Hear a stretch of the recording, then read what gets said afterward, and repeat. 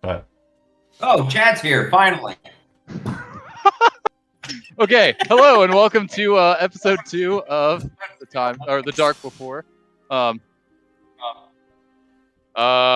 the conclusion of last session, the group had become acquainted with each other, and they had ventured out into the wilderness to find some villagers that had gone missing. They encountered an Eladrin along the road, and parted company with him, and based on some information that he gave them, they determined that some of the people they were looking for had headed down into a well-known hunting area to the south, and so they are now heading in that direction.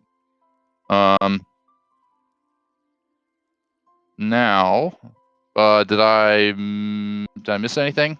that's good.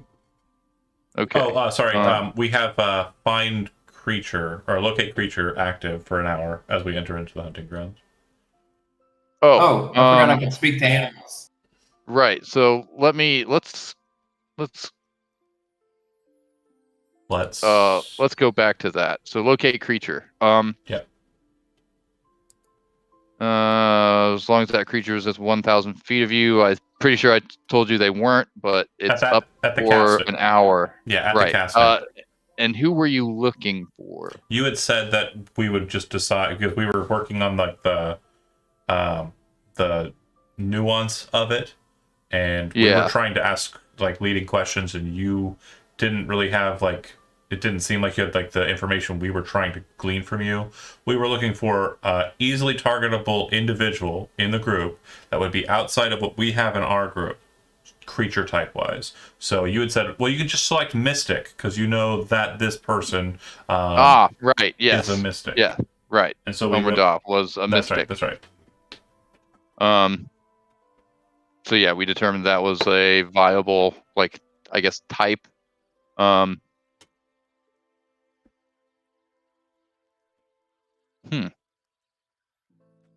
Okay, cool. So you guys are heading out, and then I know there was another.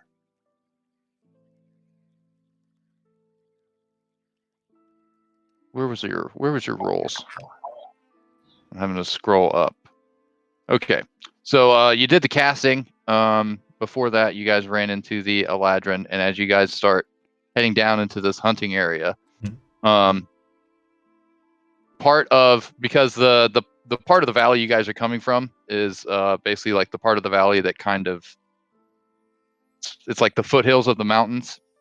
So as you guys are moving more into like the valley proper, it's kind of coming downhill. So basically the location you guys are at right now has a really nice view overlooking this sort of pristine like hunting ground that you guys are heading to. And from this vantage point up here, as you guys are heading down into the hunting grounds, you can see very faintly, it seems like it's pretty much at like from this distance, they pretty much look like ants. But you can see what looks like a group of humanoids fleeing out of the woods. And as you watch, you see another group of humanoids kind of appear out of the trees soon after and appear to be pursuing them. Move to intercept, I suppose. Well, I mean, I know I am. And Fair. Do any of them look familiar? As far as familiar, it's hard to tell at this distance. Okay. You can tell that, the people who appear to be fleeing are, humanoid, humans, elves, something in that ballpark. And they're more than 1,000 feet away. Yes.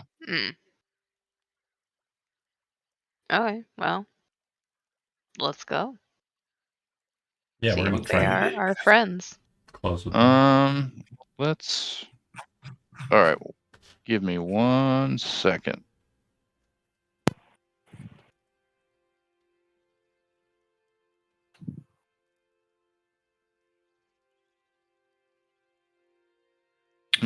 Do the goblin and the dwarf have less speed?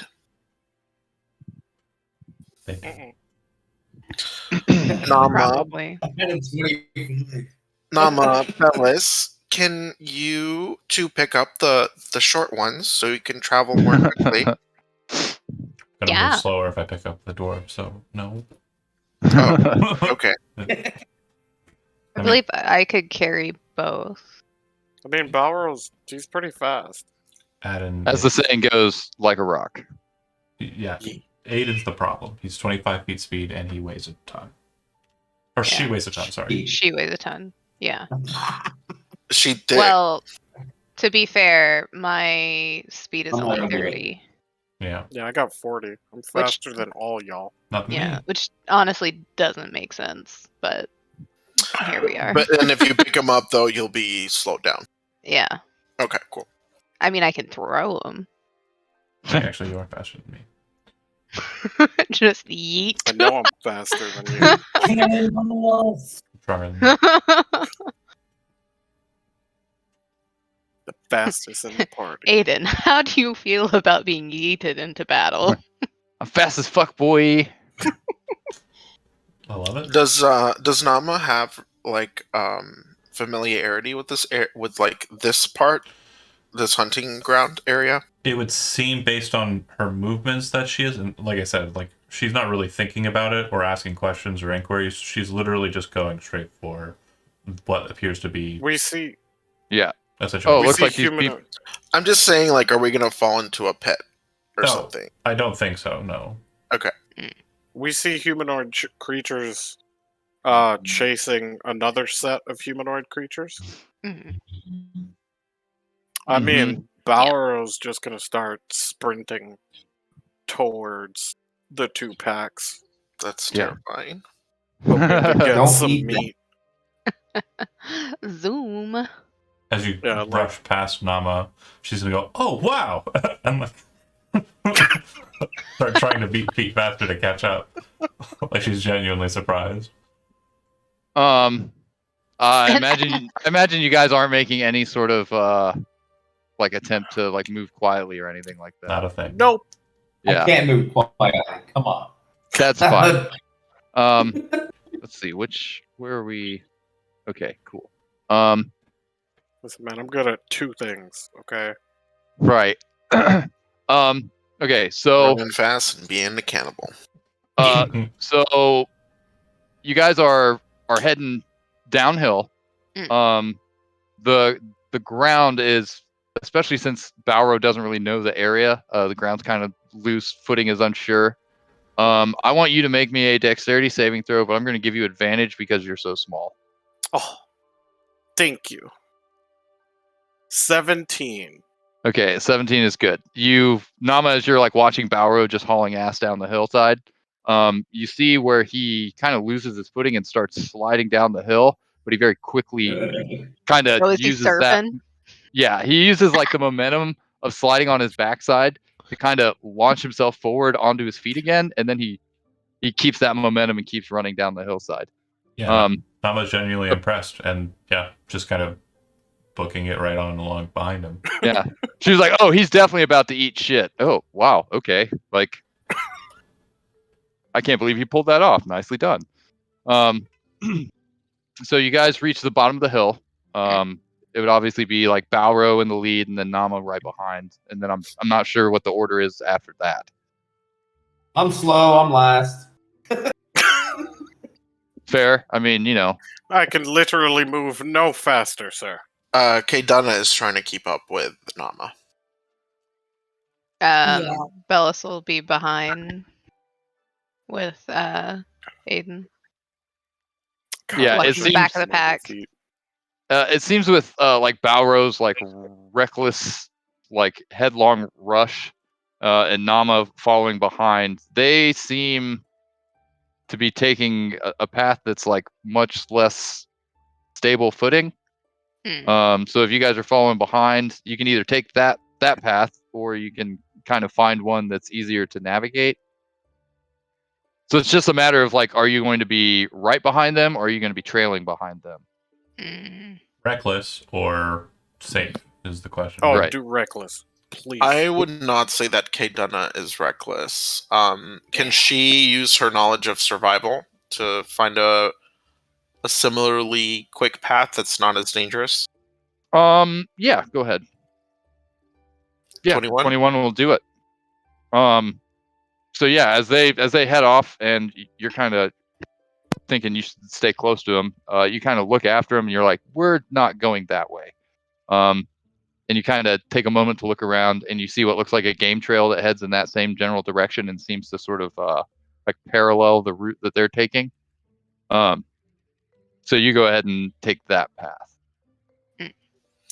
Bellis, Aiden, the spirits of the ancients are pulling us to this path. Awesome. Let's take this path. Let's go. Because we are smart.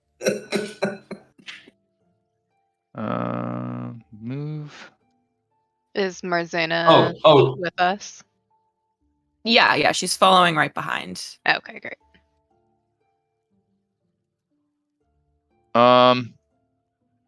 Okay, so starting, everybody's there on Springhome. Let's get everybody together here.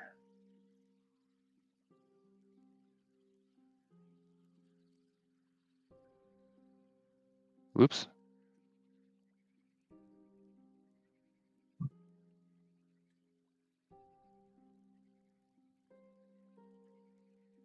It just occurred to me, I should probably have like a separate map where all my tokens are just sitting there waiting for me to use them.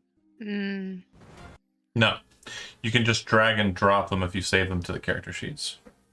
Well, it's more like having to like navigate through like all my folders and stuff to find the ones I'm looking for. I'm trying to think of ways to just make it. Well, if you if you have a token that's already on a map, you can just select it, hold shift, and then double click it. And it'll bring up the character sheet from your journal.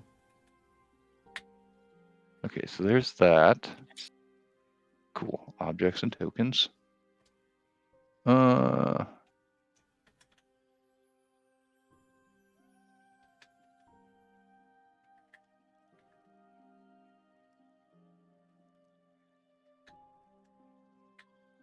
Okay, so I'm gonna put here. You'll see what's going on here when I get you guys on the map.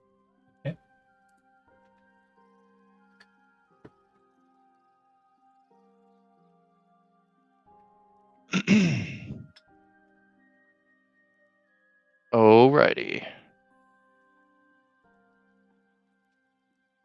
All right. Everybody, we're moving to a new map. Can everybody see?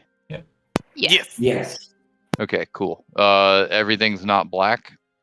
Correct. No. Are we missing Excellent. someone on this map? No, we're all there. Yeah. No, it should be everybody. Oh, okay, I see us now. Yeah. So basically, the path that you took brought you down. You basically cross paths with them right about here. So you come down into this little canyon area, and you guys arrive up here at like the top part, and you can see that Nama is caught up to Balro down here at the bottom part. So you're kind of standing at the top of this like stone bridge type structure, looking down towards Balro and Nama. You can hear what sounds like faint cries of people screaming, crying for help. In this general direction, it sounds like it's a fair distance off, but it also sounds like they're heading your way. Is that a natural bridge or is it manufactured? It is natural. Like Okay. It looks like the stone. I mean, if you want to make a nature check, you could probably try to figure out how it came to be this way. Hey, Chad. Yes. I won't interrupt, but I got give us this. Oh no, sorry. I thought it said dash. Never mind. You thought Goblins could dash as a bonus action? Yeah. No, hide and disengage. Still rad though for not being a rogue. True. I'm sorry. What were you trying to do? No. I thought I had dash, disengage, and hide. Oh. As a bonus action, but it's just disengage or hide. Oh, okay. Yeah, being able to do all that as a bonus action would be Class nuts. feature. That'd be, True. that'd be dope. Be a class feature. It's like a whole turn as a bonus action. For sure. Yeah. So current situation as you see it, sounds like people from the south are heading your way. Have they come within 1,000 feet? Let me see here. Probably so. Yeah, they're within 1,000 feet. Are None we of getting them. a ping? None of them are triggering your spider sense. Okay.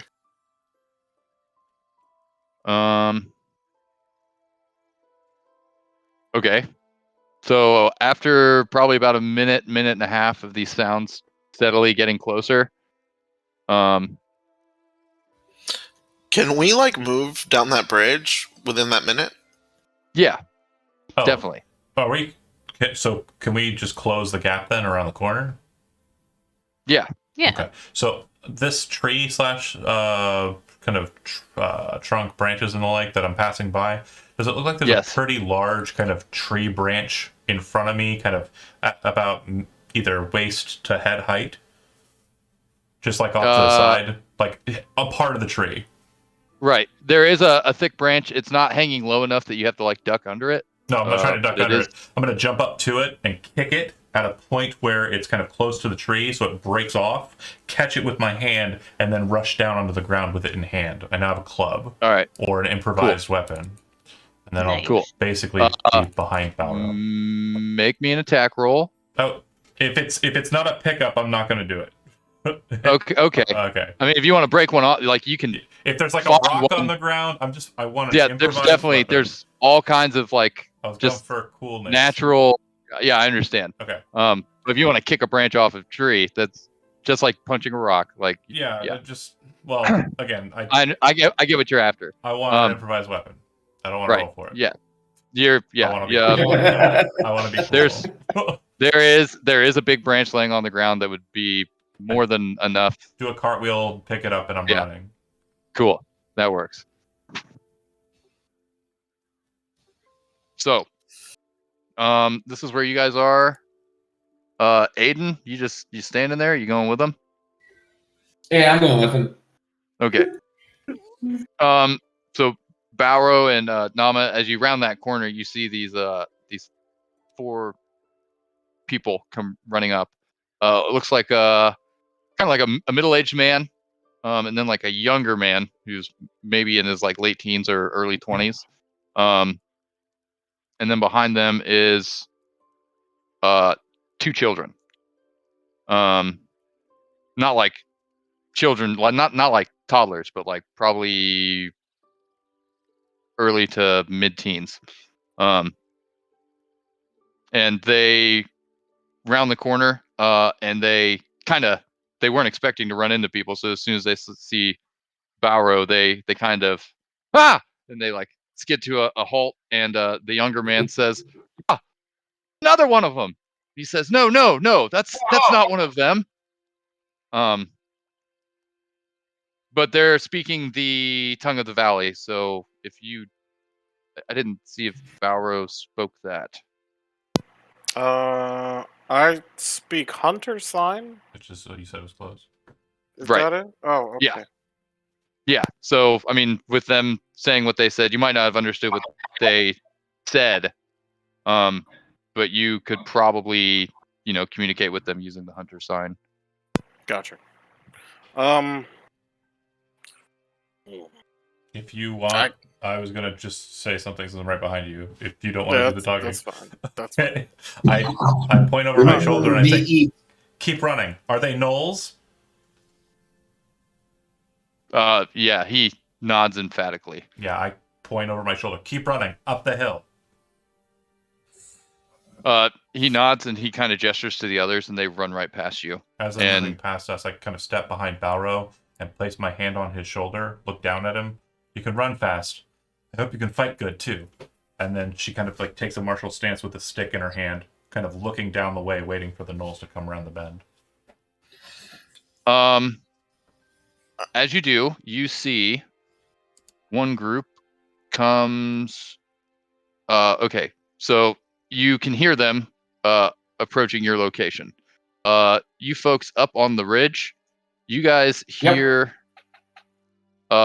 commotion in the brush. It seems to be coming from this direction. Did the old man and the boy, are they already gone or are they still with us? They're the about kids or here, whoever? but they're Okay. heading back out the way you guys came. But it Okay. sounds like the commotion in the brush is making a beeline for you. Let's go. All right. Yeet yeet. Right? That's what I like to hear. All right. Give me 1 second. We will get this ball rolling. And so we perceive that. Yes, you guys. We're not caught. There will be there will be no surprise round. All right, cool. I can't be surprised. Got a lot of cool, handy tricks over there, Balro. I'm liking what I hear.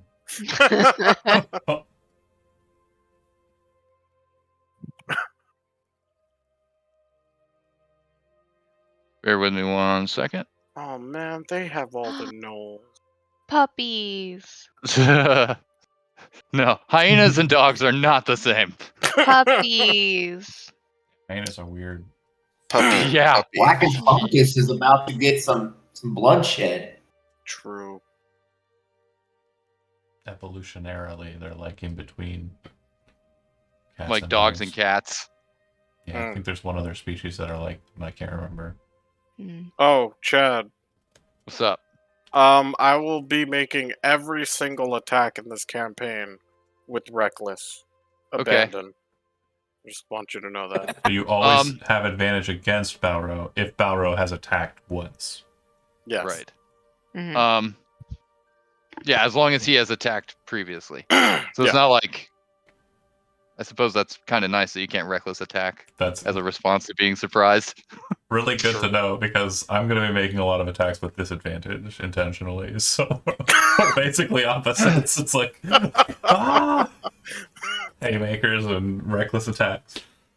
Yeah, it's like you might as well just throw a fucking lawnmower into a grave. Like that'll be us. Party on, dudes! So yeah, you see one group of gnolls comes around the corner. The leader kind of eyeballs you because you see the look in his eyes as he realizes that these are not the people they were pursuing. I'm in that martial stance. Yeah, immediately like barks an order to his fellow gnolls. And then at the same time, you hear this commotion on this ridge up above you as this pack of gnolls kind of skids into view, jumping out of the underbrush. Now, the moment you've all been waiting for. I have a question. Are gnolls roll initiative? Are gnolls creatures I can talk to? What? I'm sorry? Are gnolls creatures that I can talk to? Do you speak gnoll? No, he's talking about speak with animals. They're not animals. Yeah. Oh, yeah, they're not animals. Oh, they're not animals. Are you trying to talk? When You it's need, time for action? Speak to creatures, I believe. Oh, why are you attacking me? Was someone just panting like a dog? Yeah, that was me. Oh, okay. Can I pet you? No. The answer is no. With my fist? It's like, can I pet you? Make an attack roll. Whack. Wackus bonkus. Mm-hmm. Yeah, that's the name of it. I recall. That's Aiden's hammer. I don't think I have. Don't worry, I only got 4 for initiative. What the shit? Roll 20. What? Normal What? everyday roll 20 shit. What That's happened? Well, I have like a monster page that's just completely unresponsive. I can move it around, I can open and close it, but anything on the page can't scroll, can't click anything. That's not good. And it's not lagging, because if it was lagging, opening and Close it out, closing it reopen would it. be. Yeah. That's what it did. Didn't work. No. It's just like frozen. Whatever the name of the monster is, type it in your compendium, drag and drop it again. So just remember I rolled a 4. It wasn't. I forgot to select my token. So Nope. Yeah, just select your token and then click initiative again, and then you can edit it where In the the number initiative is. order. Yeah. What'd you say I can click to open up the character sheet on the token? Click the token, hold shift, and then double click the token.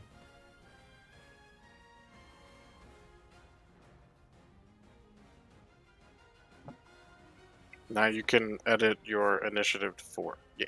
Correct. there we go. Got it. Josie, Thank that you. was Yeah, that's freaking me Oh. the fuck out. What is? Oh, so sorry. I'm trying to figure out if they're 5 feet between each other. Sorry. Don't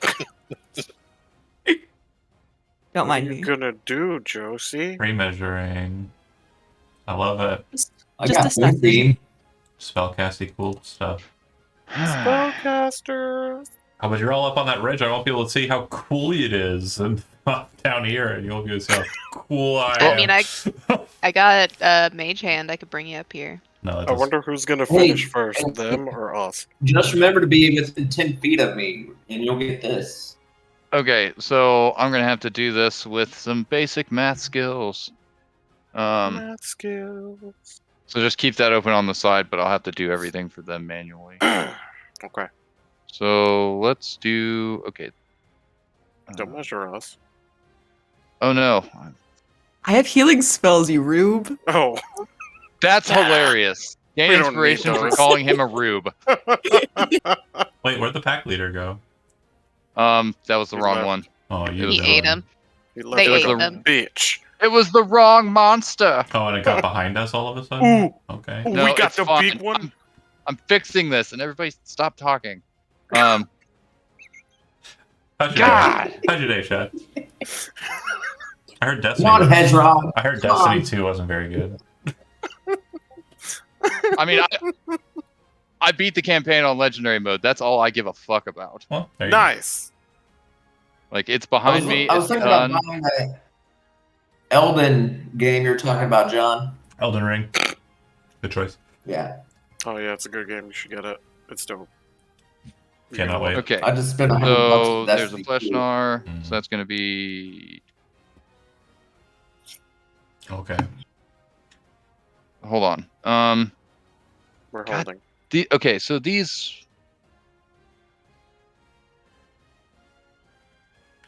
I set the combat music in my side. It's just random. Oh, that's funny. And You're it's like, just- no, it's this been needs go- music. It's been going. I did it for the first game. I'm doing it for this one. Ooh, that Quick now question. window. If it says plus your spellcasting ability modifier, is that plus your proficiency or just your main Just the thing? modifier for the spellcasting ability. Yeah, it's your proficient. It's 8 plus proficiency plus whatever your mod is for spellcasting. So int or charisma. I think she's leaning more towards probably elemental adept or something of that wording. That's working towards adding your spellcast ability modifier to Yeah. something.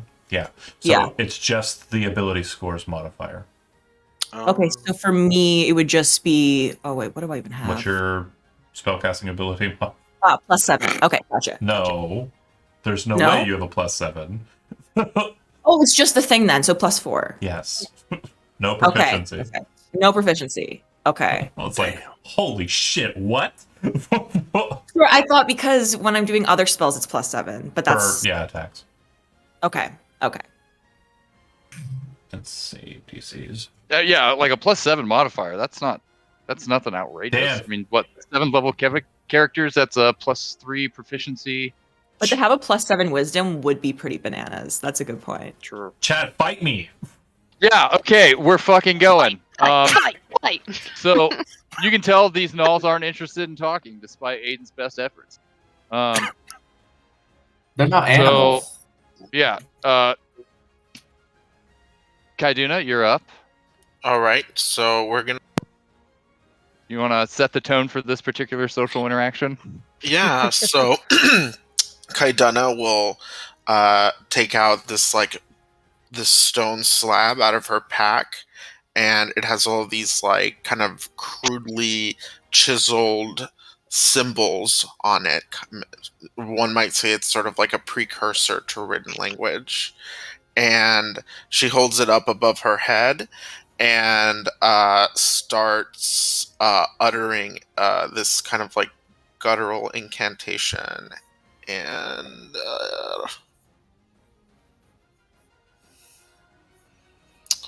if I can find the spell, I'll click on it.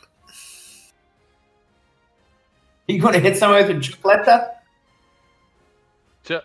With the chuleta?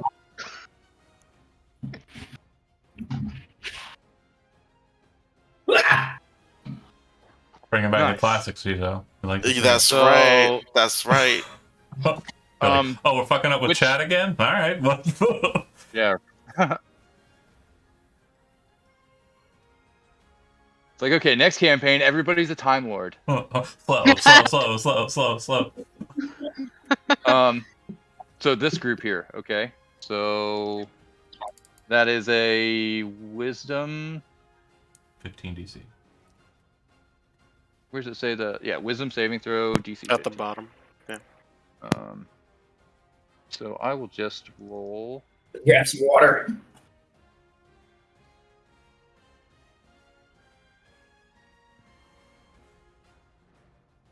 All those fools fail. They're slowed. Also fails. They look like they're about to like leap into action, and all of a sudden they just start moving very slowly. As soon as It's like they're ready to spring, and then they're like.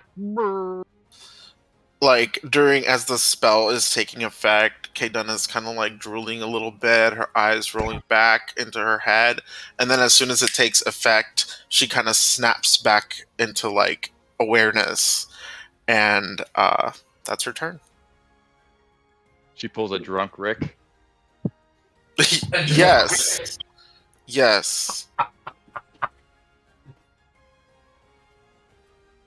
You gotta stick the scene up there, Morty. Amazing. I don't know why that was the first thing that came to my head. I'm so sorry. Man, who's the Morty to my Rick, though? That's the real question. Balro. No. Oh. Balro is not a fucking Morty. Evil Morty, maybe. Just because you said it like Evil that, Morty. Balro is definitely a Morty now. He is so much more useful.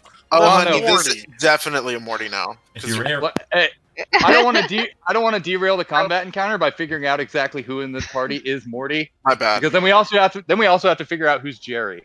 Because I really don't want to have that conversation. Oh no, we don't. True. Aiden And who's Summer? Moving on, Bellis, you're up. Anyways, so we are going to throw out. Let's see. I want it. Yeah, right here, basically on this rock, on the corner. But we're gonna throw out Shatter. At. Ooh. Yeah, right. A favorite. Yeah. At 3rd level. All right. 11. And Constitution saving throw. And that's basically targeting this whole group up here on the ridge. Yeah, Okay. So because it's a 10-foot radius sphere. yeah, and you said it's a Dex saving throw. Con. Okay. Yeah. So you're gonna say that's like super wombo combo. It Constitution didn't from him. tell me. Those ones get You plus have all your one. casters So up top. Man. Your audio's so Yeah. messed up, Brad. putting them up there was. Chat? Your Yeah, audio's that's messed whatever. up. Excuse me. That's a what was the DC 15? So 13. 13. So Oh. only one. oh, okay. So succeeded. yeah, DC 13. They got plus one. So fail, save, fail, fail. And he also saved. So 2 of them save, 3 of them fail. That's 11 damage, and it's half on a save. Believe Correct. so. Yeah. Okay. So we will have. That will be. I believe that's rounded down, right? Rounded No. up. Oh, Yeah. rounded up. Oh, even better. My favorite.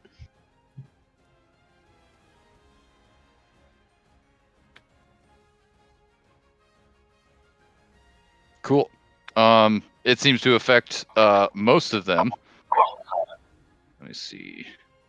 The one in the back seems kind of unfazed and starts snarling at the others and kind of like jabbing at them with its spear. And then I can also move, right? Yes. And how tall is this cliff? Just for not for right now, but later. It is about probably to get to the top be a little more than 10 feet. Oh, okay. So in that case, we are going to move. Actually, you're tall right enough. You to could the probably base. like walk over there and kind of pull yourself up. Pull-ups. Okay. Well, my movement gets me to the base, so. Okay. So that's there, and then is that it for you? Yeah. Okay, Jonah, you're up. Well, first, Bauer's gonna pull out his great club, and he's gonna fucking rage! And then he's gonna run in right there. By the He's way, all mad this lad is Frenzy raging. And then he's gonna fucking deck him in the face with anger. 24? Fuck it. He's gonna drop Fury of the Small. Yeah, 24. 24 hits. That's a number. That is a number. It's a good number. Plus fury plus roll, yeah. Oh yeah, there should be extra. It's all in there. Oh, the rage damage is in there. Cool. Yeah, So yeah, that's... I got it. Cool. Dear. Hell yeah. And then for his second attack, pow, 21. 21 hits. And then that's more damage. Yep. That's to 11. You come in with a solid like 1-2. Yeah, you're like basically he's just running in both hands on his club. Obviously it ignites a little bit because of him frenzy raging, and then he's just gonna fucking overhand bonk, try to get him dead. Yeah, so his weapon, as he like pulls it out, you see that once he has it in his hands and he intends to use it with violent intent, it starts to sort of like smolder a little bit with like smoke and embers kind of trailing behind it. It looks like a dinosaur skull strapped to a giant dinosaur bone. So as he swings it, it's just trailing smoke and cinders behind it. I would also like to note that it has like almost cracks that like look like veins, and they're like, emitting a little bit of heat. You said you were frenzy raging, right? The same thought, Zizo. So that's the so frenzy rage. That's bonus action, extra attack when you're raging. Yes, after the initial turn. Right. Yeah, that's it. That's my turn. I'm in the middle. Oh wait, yeah. Because bonus action rage. Okay. Yep. That's cool. it. So that's it there. Marzana. Yeah, so Marzana is going to see that only 2 of her compatrons are down there with 5 of these creatures. You're so funny. Yeah, from this angle, it already looks like Balrog's buried. Yeah, so she's going to immediately use her action to wild shape. And I'm assuming that none of you have ever seen what she's about to do before. She takes on the form of a starry chalice, and her entire skin starts to glow and shimmer, casting dim light around her. Yeah, I'm pretty sure nobody here has ever seen a chalice. No. What the fuck is a chalice? I've seen cups. And then, as a bonus action, she is going to cast Healing Spirit, and she's going to place it. She's not going to actually choose to give any healing to anyone, but she's going to place it right here. And then she's right. Can I do the little pingy? Right here. And draw. Okay. So I can draw? you're. Cool. Yeah, use a draw. Yeah. Do a. Do. It doesn't have to be fancy. Oh god. Oh god. No, no. it must be Oh fancy. no. Oh no. Impress me. Is that fair? Oh no. It's I don't like know. Pac-Man. The mouth closed. It's, Looks like Very part of a interpretive. bowling ball. it's Yeah, interpretive. It's And an then olive. This bowling ball's defective. It's only got one hole. Ooh, I want a martini. Waka, waka, waka, waka. Oh, no. Kidding. And then she's gonna yell out in their direction. If you are hurt, run to it. So not only Uh, did she assume the form of a starry chalice, but now this chalice is talking. What the? Borrow assumes it's just. Oh God no. talking I now. don't look like a chalice. I don't think I described that well. Her body glimmers with the constellation of a chalice. Oh, She is okay. a person with glimmering skin and joints. got you. Oh, I literally she's thought you said you were a shiny. chalice. Yeah, No, She's no, it's- shiny. Constellation of a chalice. I got I you. would have been like, So, can we drink out of you? Is that what we druids do? are no, Brian. No, don't make it weird. So she's just glowing right now, but yeah, she I got hasn't you. chosen to use any of it. But she just yells that in their direction, and then she's going to use her 30 feet to back up. And that's her turn. Okay. Moving on, we got the pack lords. Because of slow, their movement speed's reduced by half. Correct. So let me see. Slow is. I really should know what this does, considering how many times Jicho's used it against me. Either an action or a bonus action, not both. Your Can't use speed is reactions. halved. 1/1 melee range attack during this turn. You get a -2 penalty to AC and Dex saving throws. Yeah, and it makes okay. So half speed. That's 15 feet. Whoops.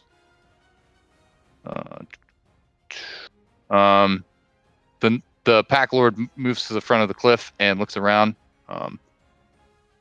And its eyes lock on Kaiduna as it draws its bow and fires an arrow. Well, that's rude. Yeah. It's 22. That'll hit. That'll be 5 damage. Rude.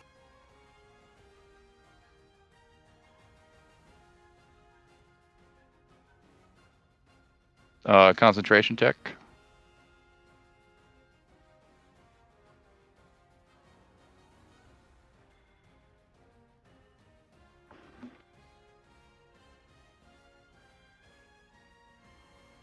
Can I get a... Yeah, there we go. Cool. Wisdom saving throw, end of his turn. I believe a 16 passes. Other pack lord recovers from the severe blows dealt to it by Balro, and he's just snarls and Barrel's gonna do the same. yeah, it pulls out this. It takes this large pole arm with this long blade that looks like it's made out of sharpened bone, and it raises it in 2 hands and swings at you. Yeah, that hits. So, oh wait, That yeah, okay. So yeah, Both I hit. didn't mean to click that, but that's fine. So Just Yeah. once. Fucking So- hit me. 13 and 5, Yep. Half. and What's 13 reduced? It'll be 6 or 7. 7? Just Yeah. round up. Yeah. 7. So- and what about 5? yeah, it'd be 3. Okay. And then it snarls something to one of the others, and it kind of gibbers back in like that laughing hyena way, and then it also attacks you. Do it. Hit me.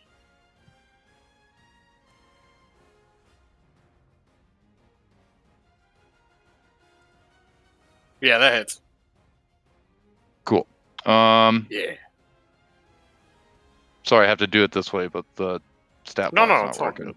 It's okay. That's 6 damage. Half that would be 3. Gotcha. Um, Eat that shit. Yeah, you see the glaive kind of like scything down into the ground. Most of you, because of how small Bauro is and the sheer like the amount of gnolls and stuff around him, it's kind of hard to see, so you can't really tell if he's being beat up or not. It looks very violent. It's basically the fight in front of you is just a big fucking dog pile. No pun intended. Yeah, you hear screams and snarls and cries of pain, and you're not sure, who's doing what. Is it him or is it them? Right? Someone's getting hurt. Nama, you're up. Yep, I'm gonna rush in directly behind our friend here. How bad does the guy that Balro hit look?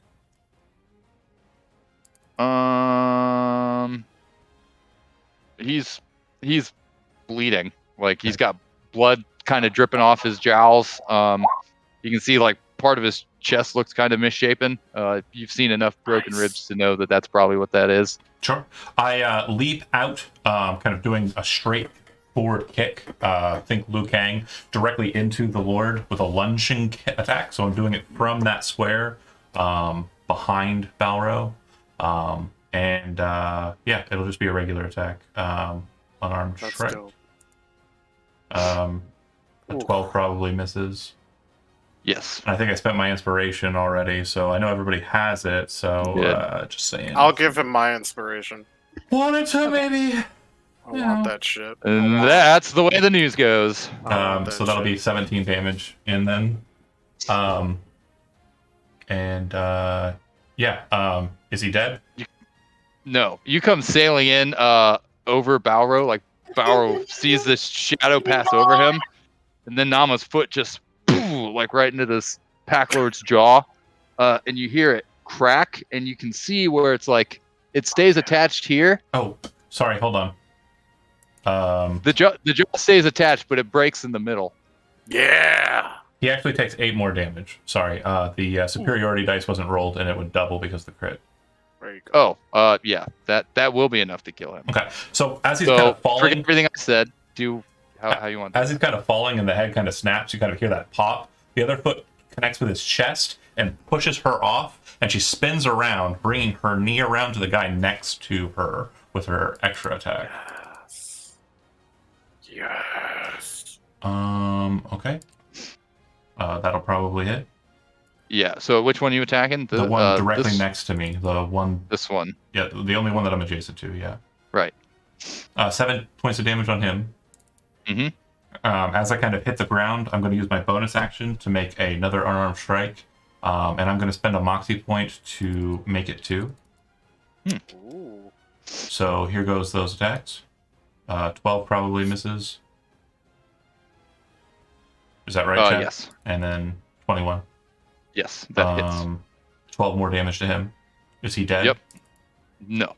Okay. Very, very good damage. Like Since we're spending, you knock teeth out. Okay, since we're spending resources, I'm going to go ahead and throw my action surge, and I'm going to go ahead and make 2 more unarmed strikes. Oh God, yes. Same target. Is he dead? Yes. Okay.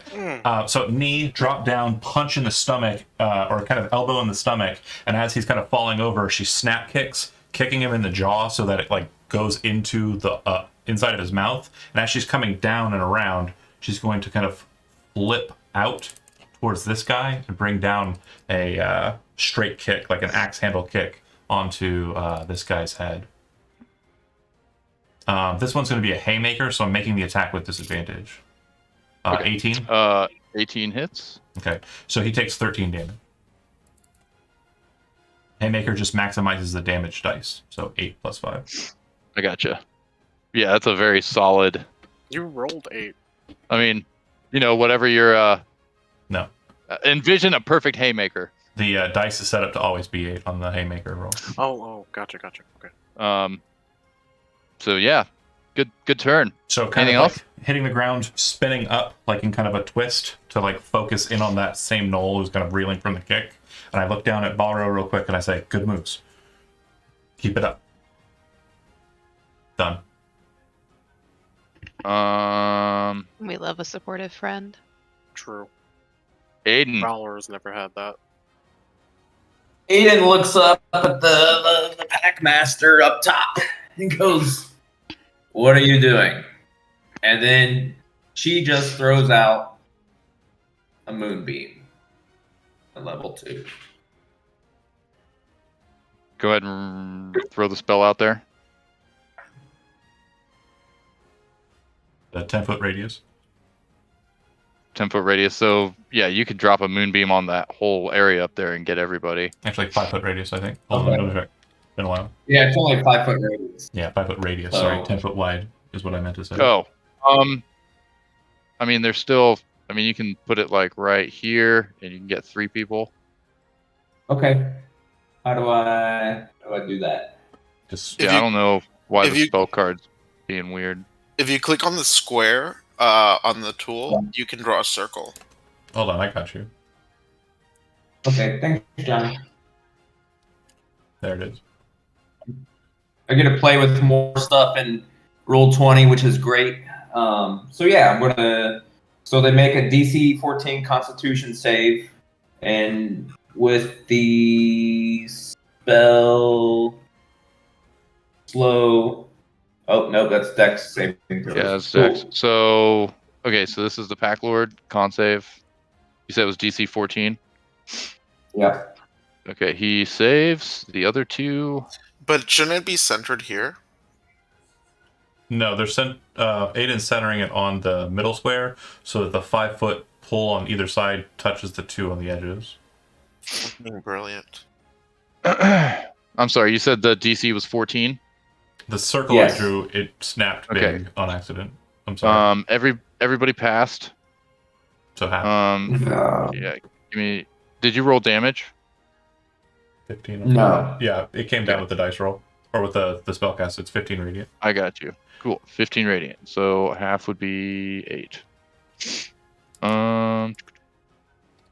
Cool. So you call down. There's now this this sort of beam of silvery light that is kind of surrounding the gnolls up on the ridge and stretching up into the sky. And I look at Josie's character. I'd be like, "Hey, I can make stuff shiny too." The damage will repeat at the start of their turn. Cool. Okay. Cool. And how do I do a for the spell slots? Is there? Just go to your spell list, go to Yeah, second level, and just change the number that's in the box. Yeah, you can tick them down. The maximum will always be that one that you can't change.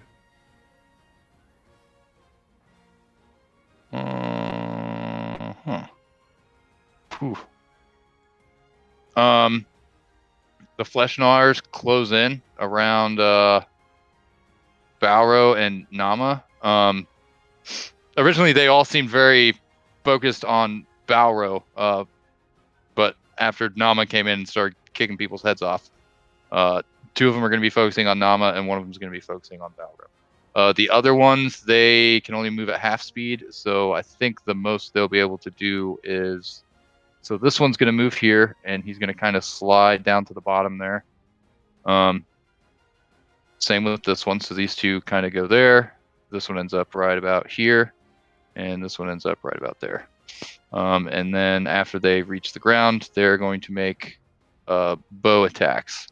So these 2, it's going to be 1 attack against Aiden, 1 attack against Marzena, and then we're going to get 1 attack against Bellis and 1 attack against Kaiduna. So bear with me here because there's going to be a lot of melee attacks from this sheet that's not working. As a free action, Nama's position is such I can see the bridge, right? Yeah. Okay. So I'm going to yell just as a free Well, action. Actually, no. I'm sorry. No. You cannot. Okay. I mean, from here you've got Trees and raised shit. rock and 2 trees. Okay. So you actually cannot. Thank you. Okay. Let's see here. 1, 2. Okay, so we got 2 full suites going against Nama, 1 full suite going against Balro with advantage. Then 1 attack against everybody up here. So let's go ahead and do the attacks up at the top. Sorry, are those We're gonna- ranged attacks or are they coming in for like a melee? Oh, Well, I just realized these guys don't have ranged attacks, so sure. It looks like all they could really do was get down to the ground. Dash. Well, Oh, okay. they're slowed. Then they can't. They couldn't have moved and attacked anyways. Yeah. Well, I mean, they could have moved and attacked, but they can only make one single attack. It's just they don't have ranged attacks. All right. So. Did they take their damage at the beginning of their turn? Oh. On the moonbeam. Click the moonbeam so the damage rolls again. Oh, moonbeam. Go up. Go up. Go up. Right here. 11 more. Enters the spell's area for the first time on a turn. Starts his turn there. Yeah. So that's going to be another 11 damage for these guys. If they fail their save, yeah. Or actually, shit. Actually, only 2 of them. I don't think they need to make another save. I think they. Yeah, they make a enters save the spell's area for the first time on a turn. Starts its turn there. Is engulfed. Every time Oh they yeah. would take Constitution damage, saving throw. Okay. So I guess I'll just roll 2d20. So that's One's one fine. pass and 1 fail. So let me see, and that was 11 damage, so half would be 6. Congratulations, you chatted him. So you killed one of them. He starts moving as if he's gonna like kind of move down off the cliff, and he's like kind of fighting against all the burning flames. And you watch as like the life leaves him, and he just topples off the edge, tumbles down the cliff. Like tumbles Thanos. down the cliff face and ends up dead at Bellis's feet. The other one barely survived. He's like burnt to shit and is glaring at Aiden with like one intact eye. Let me see. So What that about takes the care Pack Lord? it's not his turn yet. Okay. Let's see. Okay, the other ones. So, God, I'm so mad that this sheet does not work. This would make my life so much easier. Good no. Okay, so I'm just gonna roll 60-20, and that's gonna be against Nama. They get 3 attacks apiece. Yeah. Okay. 1 bite and 2 short swords. So let me see. First one, that is a 21. My AC is a 14. Okay. Yeah, so those 3 hit, and then against that one misses, those 2 hit. So bite, short sword, short sword, short sword, short sword. And these short swords, as they pull them out, they really just look like long like dirks or stilettos made out of bone. Nice. Like they just found hey, this looks like a good shard of bone, and they just shaped it up like minimally. And then okay, so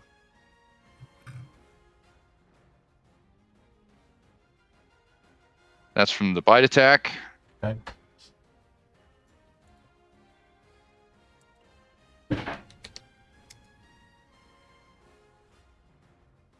It's like 4 short swords. Yeah. And that's going to be wow. Okay, hold on. Wow. We're gonna do it one by one.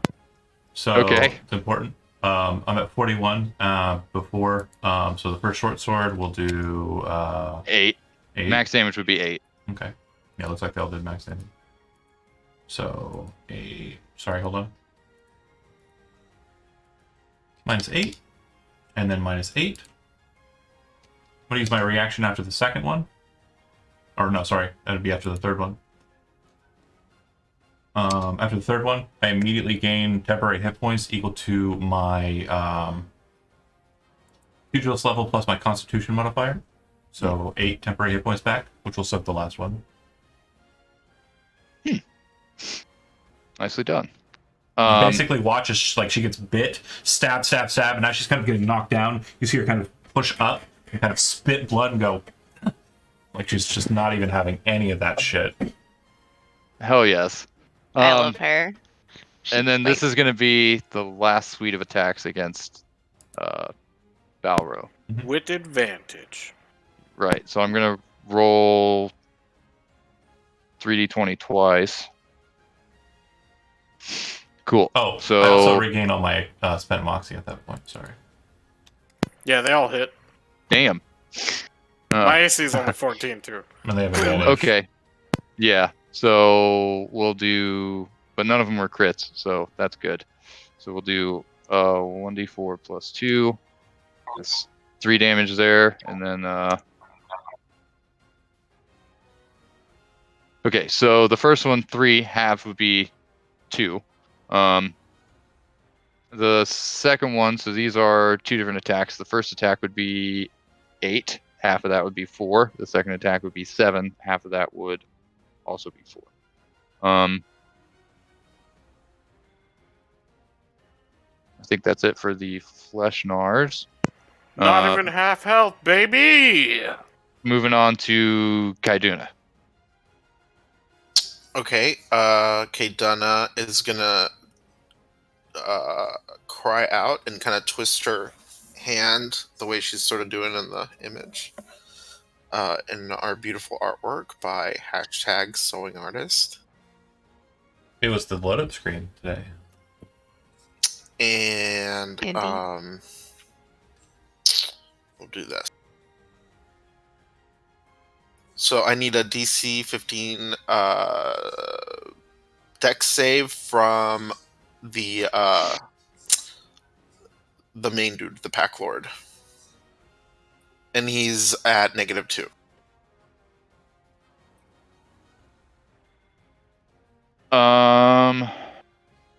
I'm sorry, you said a DC 15 dex save? Correct. -2. Boo.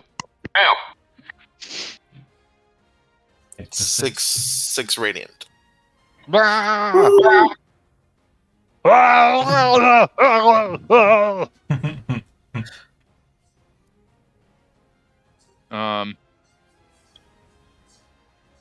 Is that it? Yeah, and she'll cry out, "How dare you defy the Lord of the Progenitors?" And that's her turn. Nice. Bellis. All right, so we are going to step right here, and then that should be the perfect time and place to thunder on our drum and put out Thunderwave at 2nd level, which is a con save 13 to pass.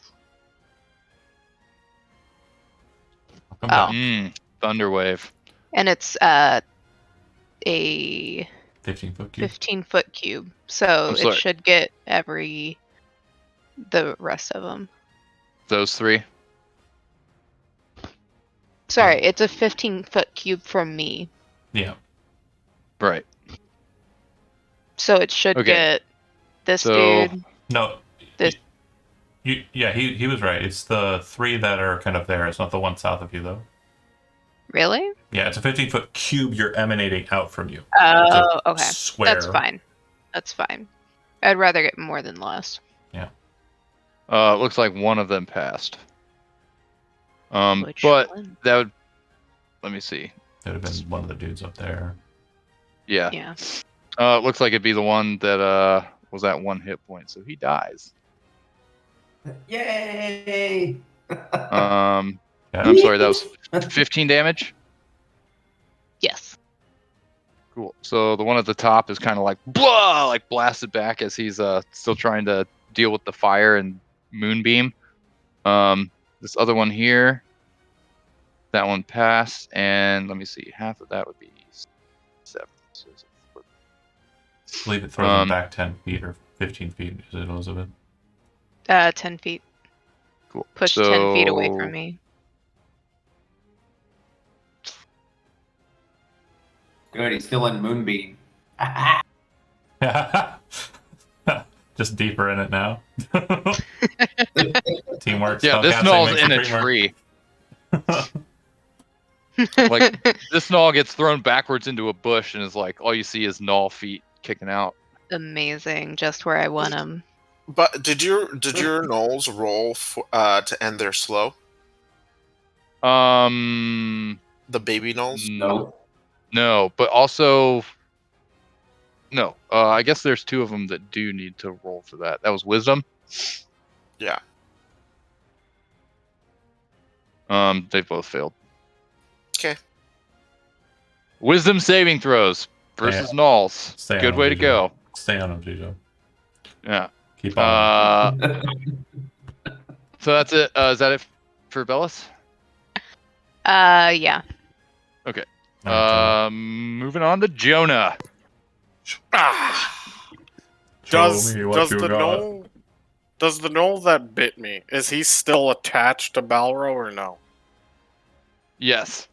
Nice. And it's actually like it's like when you see a dog kind of playfully bite another dog. He's got your whole head in his mouth. Nice. Awesome. I'm going to take that opportunity to just fucking Headbutt his throat. No, I wanna headbutt him with my dinosaur skull. Just wanna up into his sternum. Oh, I should have made it a Pachycephalosaurus. Alright, first attack, 20, does that hit? Yeah, 20 hits. Alright, so with this, we're going to use... You attacking this one right here? Yeah, that's the one that bit you. Yeah, the one right next to me to the right. This guy.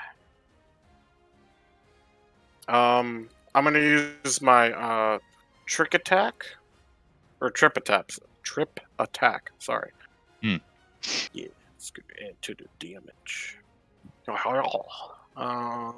9 damage. Okay. And then what's the trip attack? It just makes them fall. No. Hold on. It's a save DC. Strength. Yeah, you gotta save. Sorry, my bad. It should be DC 15. Yeah, strength plus prof plus 8. Okay. Add Is that the superiority bottom? die to target's damage roll, larger, smaller, strength saving throw. What is the DC of the strength saving throw? 15. 15. 15. So strength saving throw from the Flesh Gnar for DC 15. Nope, he fails. He is prone. And how much? What was the total damage on the attack? So that was 9. 9 was the total damage? Okay. Yeah, it was 2 rage and 2 superiority. Gotcha. And So, then 5 from the club. It is prone. Okay, does he let go of me? Yeah. As you like sweep its feet out from underneath you, it like yelps like loudly in your ear, but you feel its jaws come loose and it kind of falls over. I like the sound of crying dogs. And I'm just gonna pop. Try. Does 13? 13 misses. Damn. Alright, we're gonna go with our bonus action attack. Try to get him again. 22 will hit. That is... Ooh, that's a lot of damage. That's That's a lot of damage. Yeah, I rolled max. Yeah, I did. That's 14. It's gonna... Yep, that's... It's dead. You want to rub some funk on it? Yes, actually. So after tripping him up, or just, like the way I imagine it is, since Balor's shorter than everyone, he just, while his head is in, he just lifts up his club and then drops him, then tries to go for a secondary hit, but because of the saliva in his eyes, he couldn't see right. But then after the second attack, he just looks down at it, whimpering and crying for help, kind of smiles, drools a little bit, and then brings down his Hellfire club. Nice. That is one dead ass and all. Nice. He can eat that one. Gonna eat all of them. And that's the story of how Balrog got rabies. That's it. That's my turn. Rabies, it's a buff, but it also has a DOT effect. Marzana, you're up. Okay, so she saw these 2 maniacs get pretty beaten up earlier. We're winning. I was thinking, so we're hard. good. We're good. Honestly, Sure. focus on the team up there. We are doing so well. With the healing spirit, we're gonna be so fine. Yeah, she fully moves the 30 feet this way. Uses her bonus action to move the little circle. Oh, okay, let me see. Let me grab it. I'm gonna zoom in. No. I'm gonna move it here. No. Tough Tits is getting healed. Fine. I wanted healing. Balro isn't the one that needs it. You really both weren't need paying healing. attention. Like, I took No, they all both the, took a I lot. took all the damage. Balro took none of the damage. He has rage. That's I have true. rage. Yeah, he You also mean- has a why shitload of he hit got- points. Okay. He has the 2 R's. Yeah, no, I'm Rage Gucci. and rabies. I got Yeah, it. I'm don't good. Worry, don't worry. I got it. I can make this happen. Even I'm despite. It's cool because my turn's not done yet. She Shove 'em. dashes another 30 feet into the brambles. And then she uses her chalice to heal the redhead lady, which deals more healing than Healing Spirit does. I'll That's take only it. 25 feet. It's 30. No, that's 25. No. I mean, like, I don't want to go any farther because I think that's the lip Right. of the edge. Yeah. So I'm fine just going 25. Give me the heals. However close I need it to be.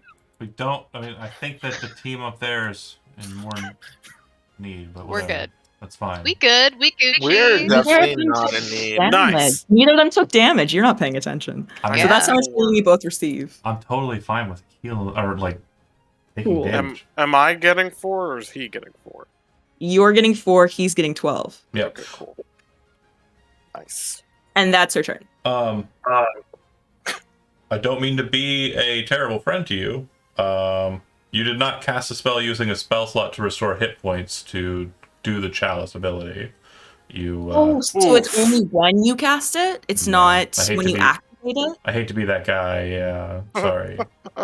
So it's Alright. not whenever you choose to No, use... that'd be really Healing broken with Spirit? healing spirit. That would Oh, it's only on the be first fucking casting. buck wild. So I'm the Easy. only one that gets HP. I'm cool. In with that case, she would, if she would have known that because she's a druid, so she would not have done it on him. She would have done it on her. Yeah. So he gets 4. Okay. You don't get any healing. That's rude. And then that is her turn Suck. there. Make goods. Fine. Yeah. The weird part about that Yeah, one Take too your is phone.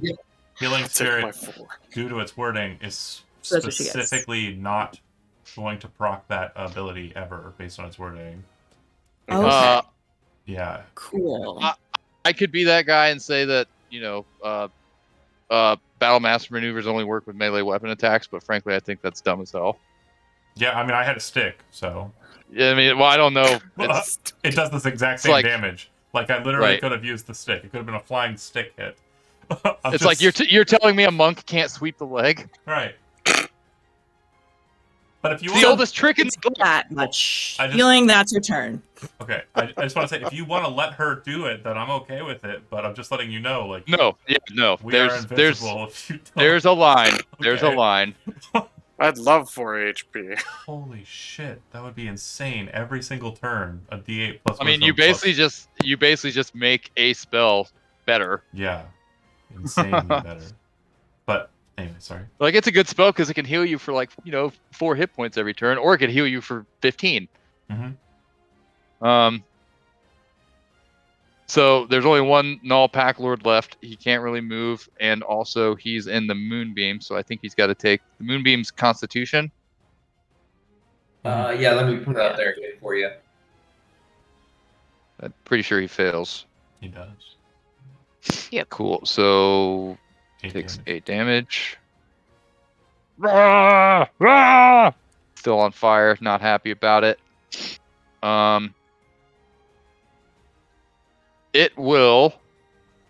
It's gonna fire off another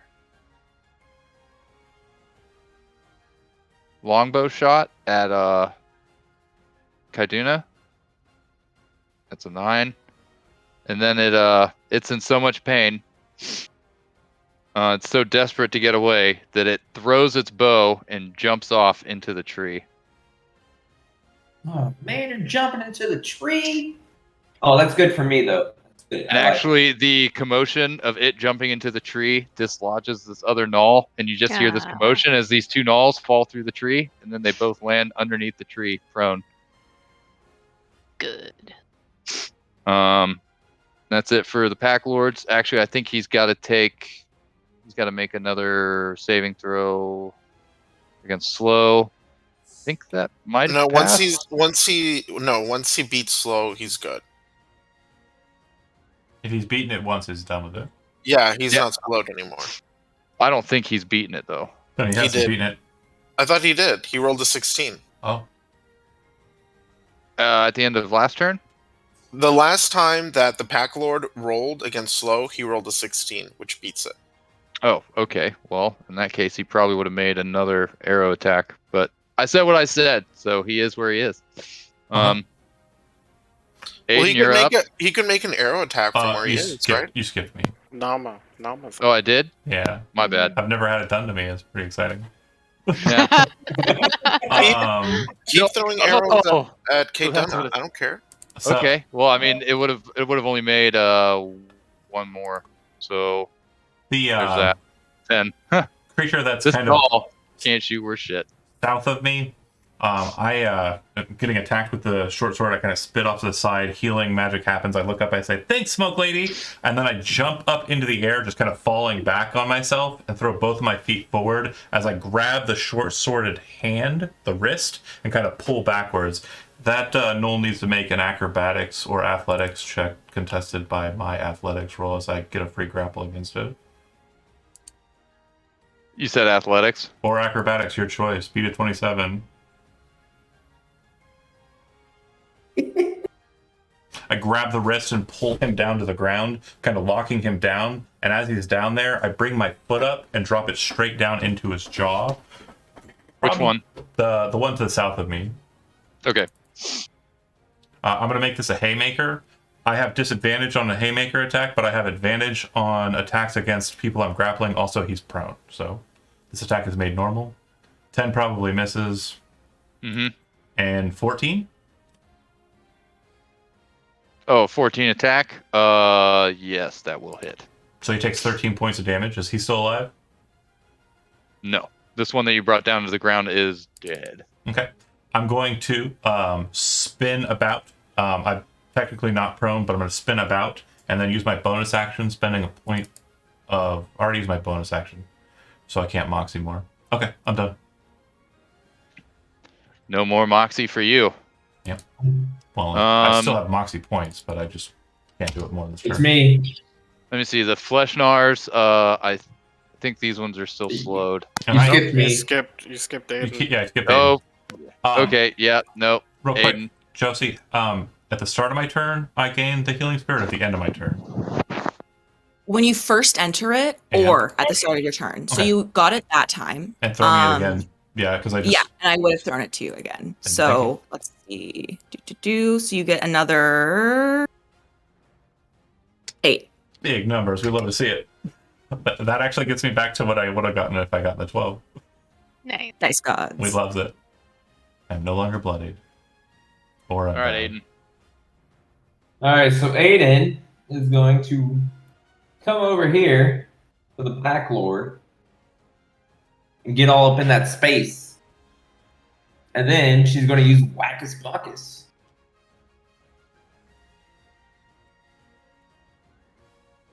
That probably misses. Yep. And Be with the then prone. she gets. What's I that? believe you should have an extra attack. I do. So she's going to hit it again. 23 24 will hit. for 9 bludgeoning. Which one are you attacking? The Pack Lord? The Pack Lord, yeah. That'll do it. Okay, for God, roll 20, you're pissing me off. I will take my business elsewhere. And then I say, Wackus Bonkus, shall we kill him? After he's already dead. Yes! So yeah, for like roll 20's popping this menu off the page and won't let me see it. So Just pretend he's dead. Okay, that's fine. So let me see. 2 attacks. You doing anything for your bonus action?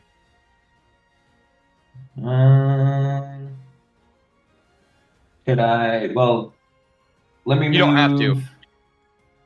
Yeah, I'll just stay right there. So Okay. if the Knoll passes me, tries to go after somebody else, I'll get an attack opportunity, hopefully. So, but they'll probably be lying straight for me.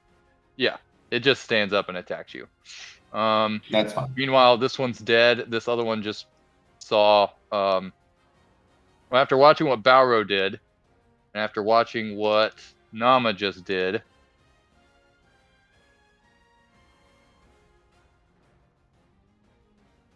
Oh man, tell me he tries to run. Please run.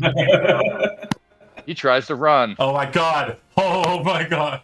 Oh! Are you ready for this? It's like whining, and it's like yeah. It throws its weapons down and turns around and starts trying to run away on all fours. No, that's so cool. You both it's not going to make it.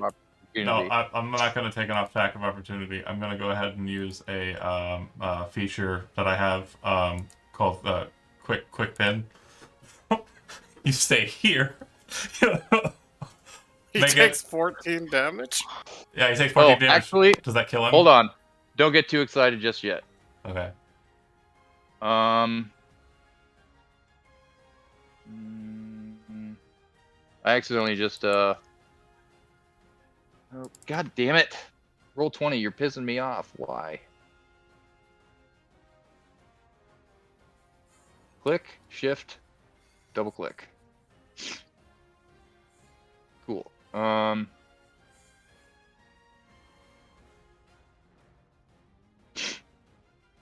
Sorry, it has a feature. Ooh. Ooh. What kind of? If I can pull up the. We're gonna chase it down and kill it. Like you might as well just let it. That's fine. Let it happen.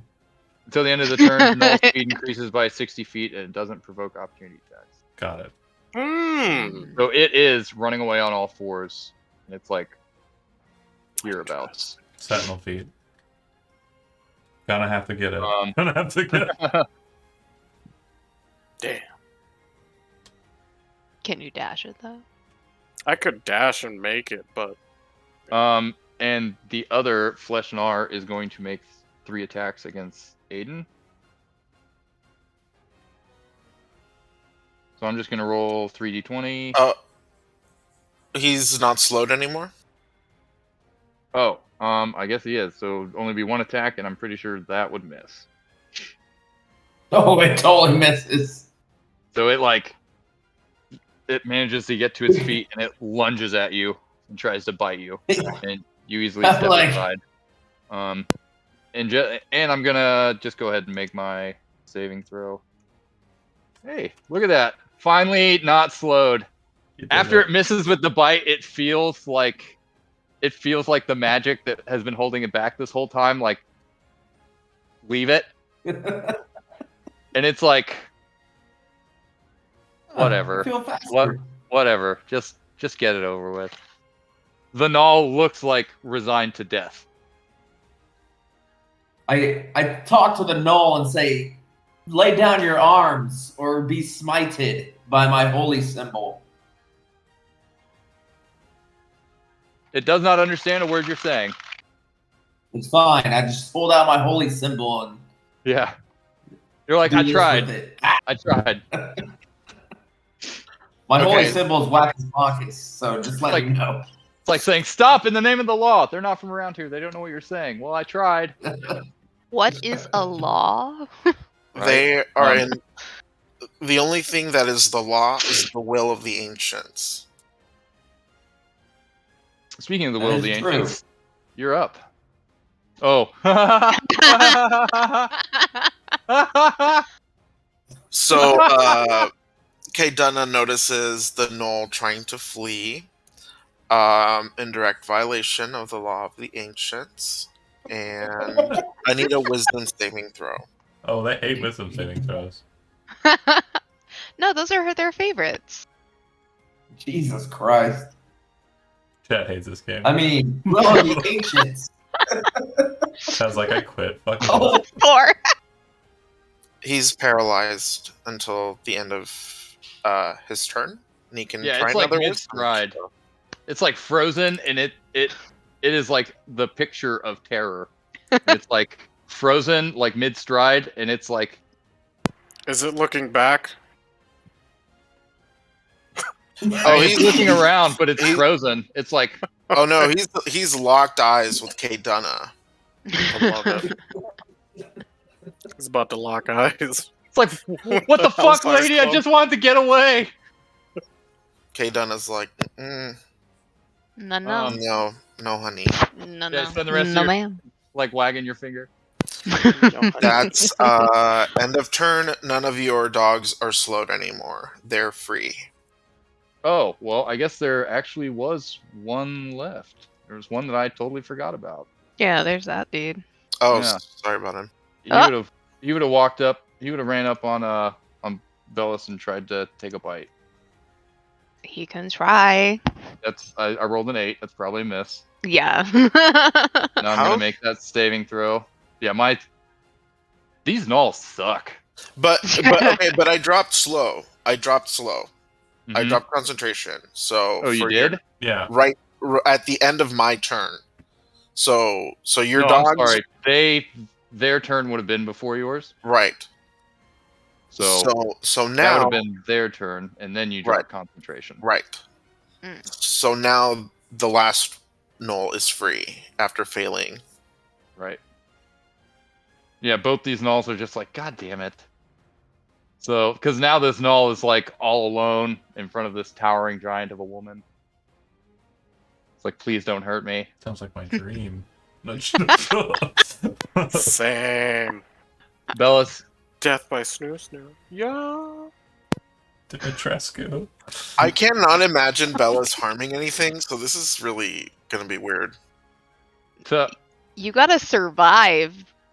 I know, My I'm friend. scared though. So, I gotta help with that. because they tried to bite her, for sure. I love it. She's gonna toss out a dissonant whispers at this one that tried to bite her. So I need a wisdom save. 13. Basically saying you're gonna fucking pay for this shit. I got a 6. 14 psychic damage then. And they flee on their turn. Yep. Its head explodes.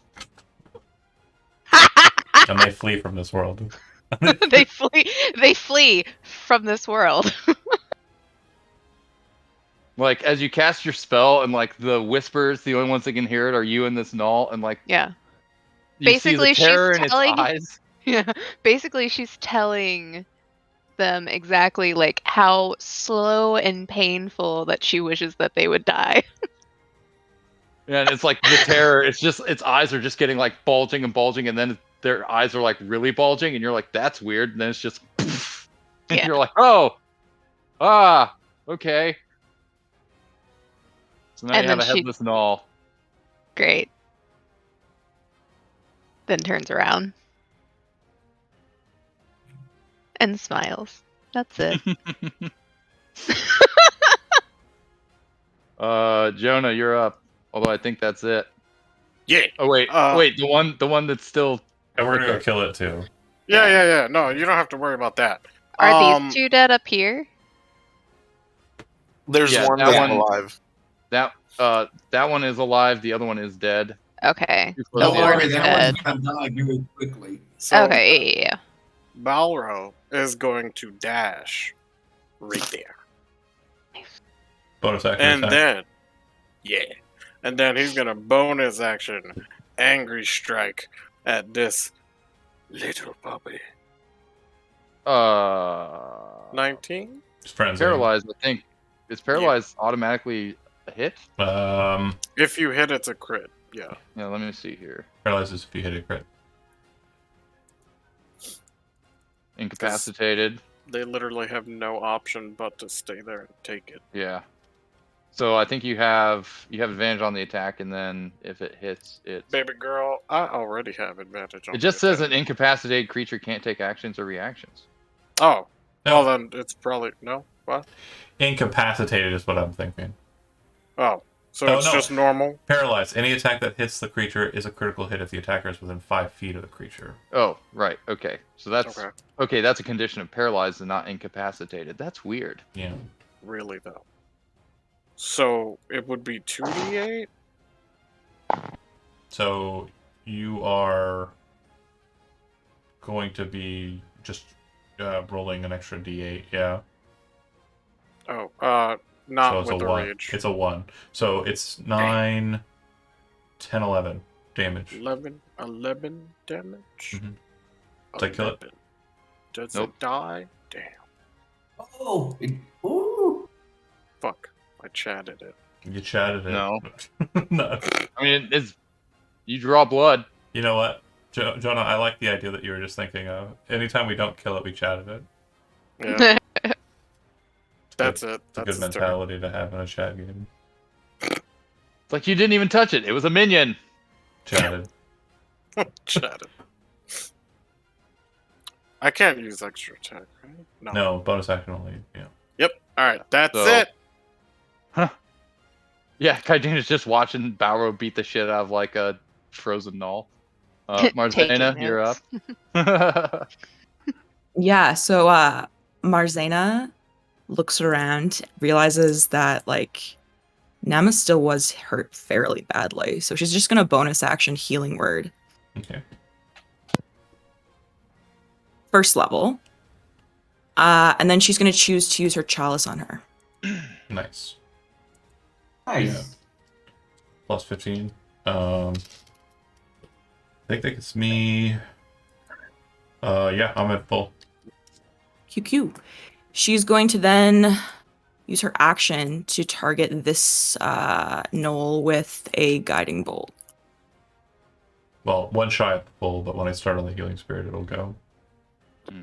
Guiding bolt. So 17 hits. 17 hits. Sick. And that was a first level spell. Whew. That is some overkill. Or an appropriate amount of kill. That was the guy up above, right? Yeah. Yeah, Okay, this just one that making, was. just making sure.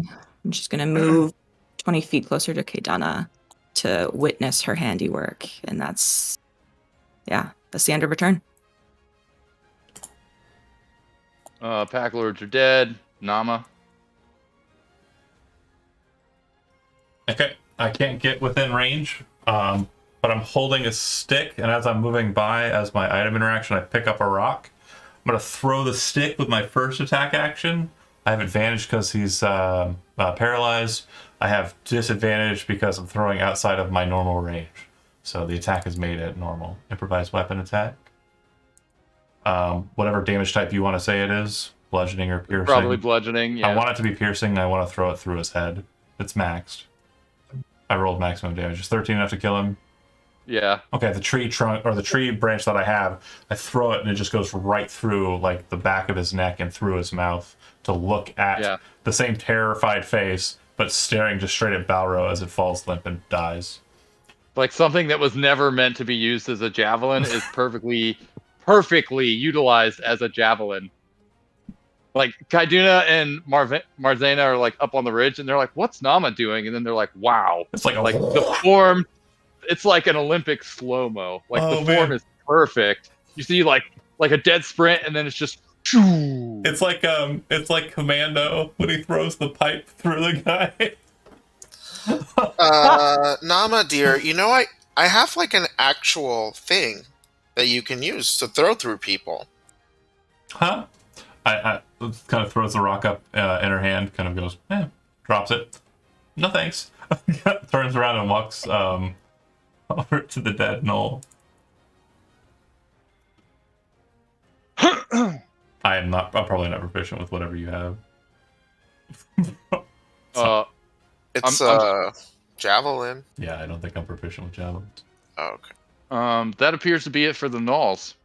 Like a brief look around and a quick listen would show that there's no commotion in the brush. You don't think any more are coming. Oh, I guess I am proficient with javelins, but yeah, wasteful. Is it? Can Balro start eating the head gnolls' bodies? Well, why don't you look for quest-related items in these gnolls before you do that? They have no idea what any of those words you just mentioned mean. Quest-related items? What? I think Nama would be kind of focused on the two caster ladies, specifically Marzena, and would kind of go, like, look up at them and kind of nod. Like, just seems to be kind of, that's the only thing she really cared about in the entirety of the fight, was Marzena's help. Me as a player, obviously I was grouchy about it, but Nama is not me, so she was very receptive of the spellcasting and healing.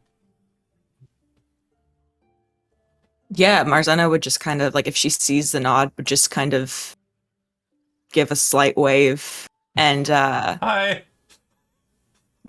Right. Nama. And then just kind of turn back to Kaydana.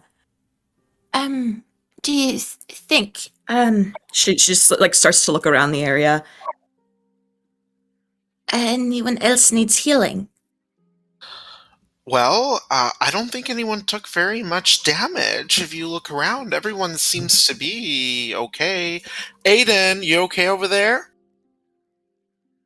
Me and Wackus Bonkus, we are fine. She just kind of grabs Kaydana before she can keep asking. No, not them. Runners, the escapees. And she starts looking around for where those people ran to, because I'm sure they might have got hurt. Oh. Are they still around? The people that were escaping? Nama kind of points down the pathway and says, "That's a really great idea. Go catch up with them. I'm just going to check for something. I think I have an idea." And you see her kind of reach down, grab the gnoll's leg, and just start dragging its body, like the blood trailing from the neck stump. She just walks over in the direction that Balro just walked. She goes back to the other bodies and kind of tosses it to them. And she looks at Balro and says, "Oh no! Oh, look at the chat." Yep. She looks He's down. hungry. She looks down at Balro and sees him eating, and she kind of goes, "That's fine. That's fine. Can you do me a favor? If they have anything on them, I think they might. If they did get in contact with Omrada, they might have taken something off of him. So if they have anything, of interest on them, just set that to the side and don't eat it. Okay?" He's ignoring you. He heard what you said. No. She like you're just the sounds of like lips and teeth and tearing, and you see her go, "Okay, great," and then she walks over to the cliff, climbs up there, and will kind of regroup with the group. But her intent is to start throwing the gnoll bodies into the Balro pile. He'll throw out anything that isn't bone or meat. Yeah. You end up with a pile of weapons and poorly crafted armor. No items that I would recognize as being taken from the Mystic or anything like that? No. Nothing that you would recognize as his. They have what looks like simple simple bits of rope made from plant material or rawhide. Something that they could use to maybe tie somebody up in a pinch if they had to. But just from their general attitude, it doesn't seem like these gnolls were interested in taking people alive. Well, and the three survivors we'd seen earlier, they're gone. Yes, there were 4 of them, and they haven't made it too far. If you wanted to try and track them, you could probably find them. Sounds like that was Marzena's interest, yeah. Yeah, it seems like they went back the way you guys came. Marzena, I'm used to being the one carrying all the heavy lifting with the healing. Thank you for being such an expert in the craft. Do you think we should go look for the survivors? She kind of like smiles a bit at the praise, before like looking off in the direction of where she thinks she went, and just kind of nodding. Yes, I do not think it is fair to just let them die out here. So if anyone is hurt, I want to help. And then she'll immediately start heading in that direction. Agreed. Kaydunna will follow. Can Kaydunna like hear? I mean, he's being pretty loud, right? The slurping and the crunching and the munching. Yeah, there's enjoyment. Kaydunna will call down and say, "Not only is this a violation of the law of sentient kind, it's also not good for your health." As she finishes that sentence, Nama's walking past, dragging another 2 bodies towards the cliff edge, and she throws one over. It kind of slaps next to the body stack, and Can I catch one? She looks over at Kaydunna and says, "To be completely honest, he earned it." And throws the next one down. Can I catch one of the bodies? And then as the second one falls and hits, she says, "And so did they." You shouldn't encourage such behavior. And she turns around and is done with the matter. She is, I pretend I do not see, long fingernails, false eyelashes, crosses her sparkles, and kind of goes, if Balro can physically stomach at least the 2 null leaders, that'll be good. He'll just take a couple bodies with him. Each one of them weighs like twice as much as you do. You're not carrying That's any fine. of them with us, Yeah, by the way. I'm so strong. Like they smell bad enough as it is. Like Do you just think being smell alive. bothers me? No, Fermentation. it's like nobody's gonna say it. Nobody's gonna say it. Okay, I'll be honest. Like, if Nama is gathering up the itemry and looking through it and seeing that there's nothing there, and it looks like Balro's getting ready for like the long haul, Nama goes, no. You eat what you can eat here and leave it. You can't take it with you. That's not okay. Why? Because that's not how you hunt. But we kill. No, you kill. You eat. We're not eating. You're hunting for yourself. Oh, you don't want any. Not at all. Nobody Why? does. Did you not hear what Kaydunna said? Ooh. What you You doing? hear Kaydunna yelling from like over the hill, like, "It's a violation!" I do not know what this word means. The ancestors. So, remember back at the camp when we tried to give you fish and you didn't want any? Why not? Why didn't you want to eat the fish? We like it. It tastes really good. It is not the good meat. That's what we believe about what you're doing right now. And we also don't want you to carry it around at all because it smells really bad. And we don't like it. But you did earn this, buddy. And so you can eat your fill, but you're not taking it with us because we just don't want you to do that. Oh. This is on some enabling stuff. Okay. Can I just take like a little bit? Good night. No. Nama? Nama hates gnolls. Watching Balro eat gnolls is really satisfying for her on a primal level. And so she's letting it happen, but she also is like, Yeah. There has to be a line. Nobody deserves to be eaten and shit out by a goblin except maybe those guys. The gnoll bit the goblin. The gnoll was intent on eating the goblin. Mm-hmm. Right. The goblin wants to eat the gnoll. Nama's like, fair's fair. Who am I to judge? If I were about to be eaten by something, and the desire to eat the thing that was trying to eat me kind of sprung up, like it has hundreds of times for me when I've killed random predatory creatures and ate them and am wearing their parts right now. It's not for me, but it's something I can't really judge. Bauer's gonna try to take just a leg. Just a little leg. Like a little snack. Nama smacks that out of your hands. So- What you can here, and if we find more, you can have more. Okay. And So- she leaves down. She says, "And we're gonna find more." Nama, you become like a grisly gatekeeper of cannibalism. What is happening? Gatekeeper How's of it cannibalism. cannibalism? It's not even his own kind. It's humanoids. Humanoid eating humanoids, I think, is cannibalism in 5e, right? In just the Dungeons and Dragons kind of mentality, but yeah, in a more primal Cannibalism kind of enough. in a more kind of primal mentality. Like I mean, if we're scarce, if something happens, I mean, I'm eating people. That's Yeah. just that's I mean, just survival. It's called survival. Yeah.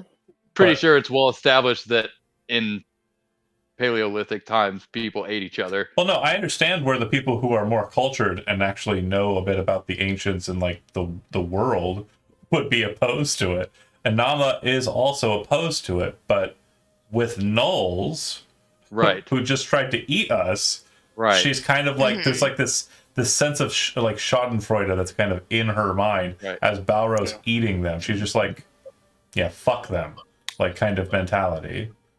So how many of these gnolls does Balrog want to eat off of, and how long are you gonna hang out and let him? As many as he can physically stomach. But is it gonna be like going from one to one and like taking a bite off of each of them, or are you gonna sit and like gorge yourself on one and then move to the next? He would sit, gorge himself on one, eat as much meat and flesh as he can, including the naughty bits, and then move on to the next. Okay, make me 2 Constitution saving throws.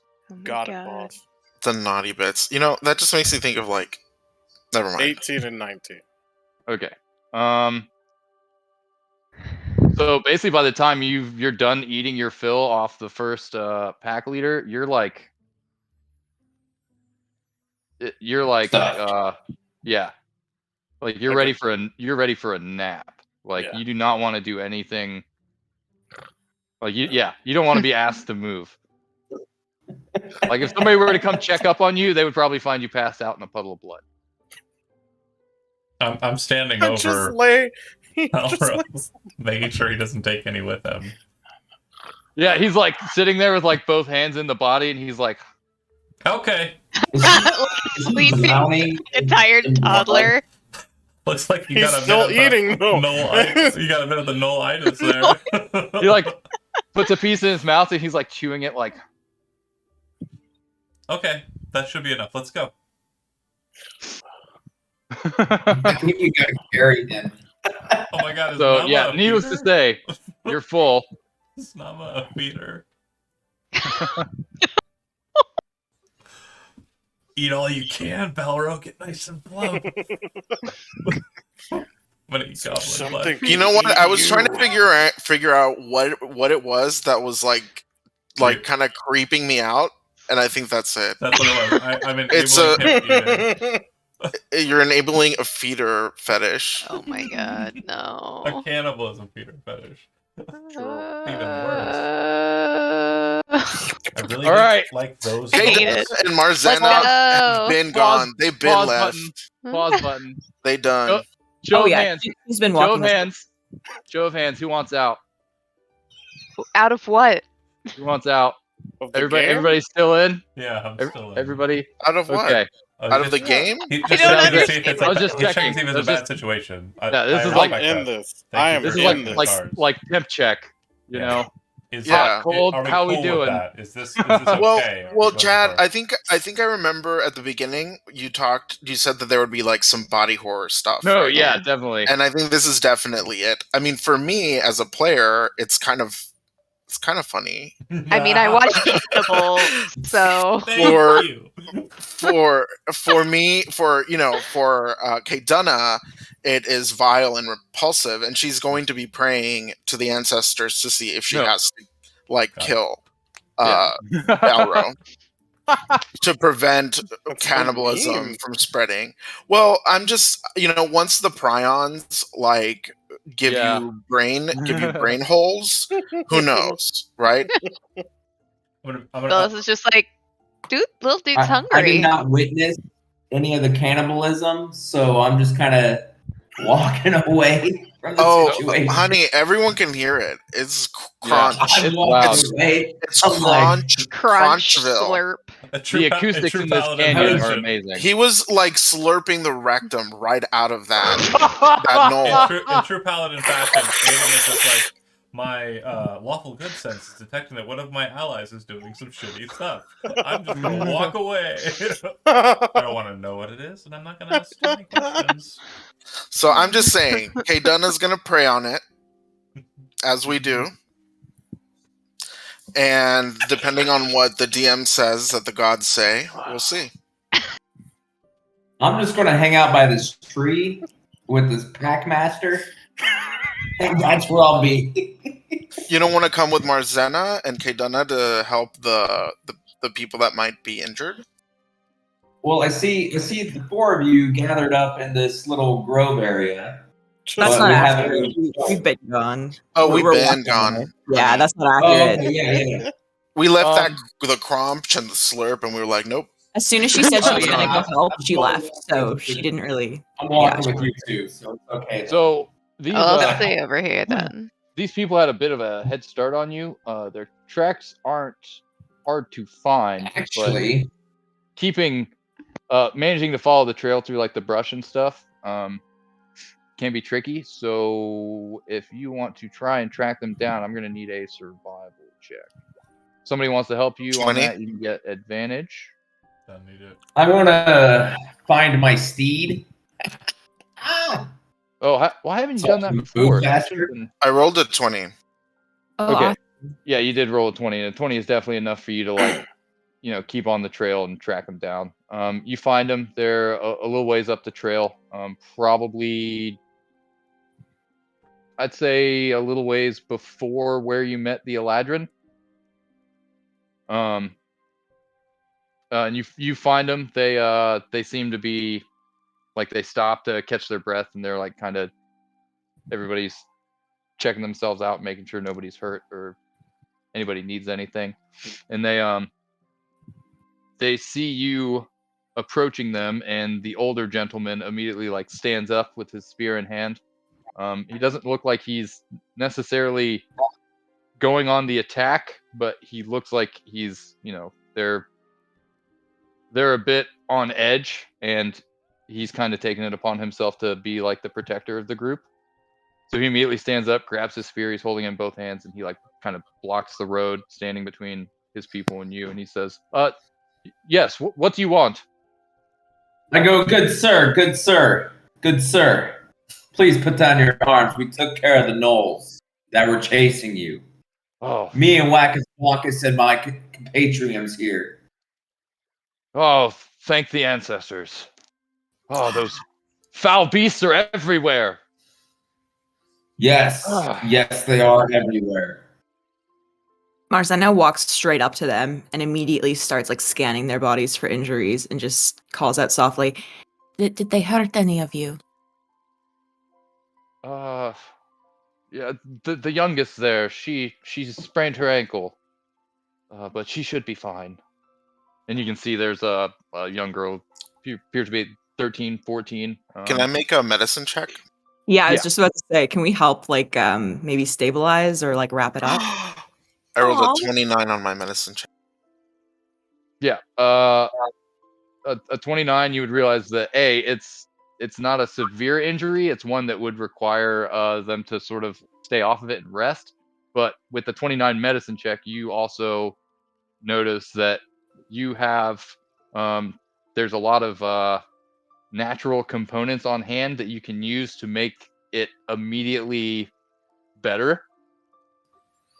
There's like soft leaves you can wrap it with. Kaydunna will like stuff her mouth full of leaves and like chew them up into a paste, mix it with some dirt and ash, and slather it all over the ankle.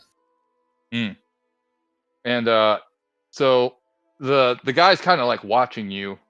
He doesn't really know what you're doing. He's never seen this particular method used before.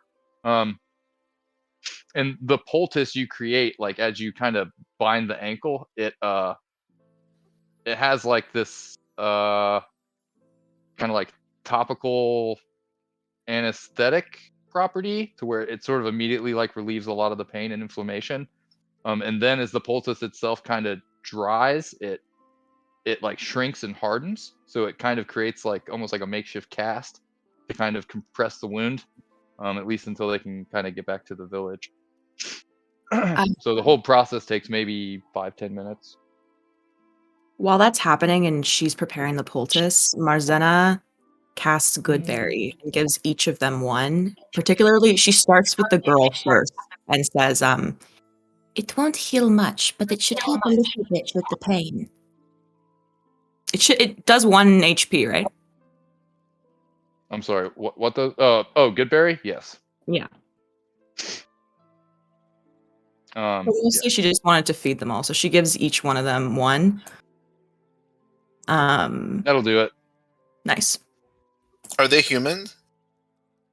Yes, they are. The people that we're looking for, what was the type of creatures they were? The 2 individuals were human. The hunters, I thought there was a mix, but I can't remember if I specified. The hunters, let's just go ahead and do. So there's 3 hunters. Whoops.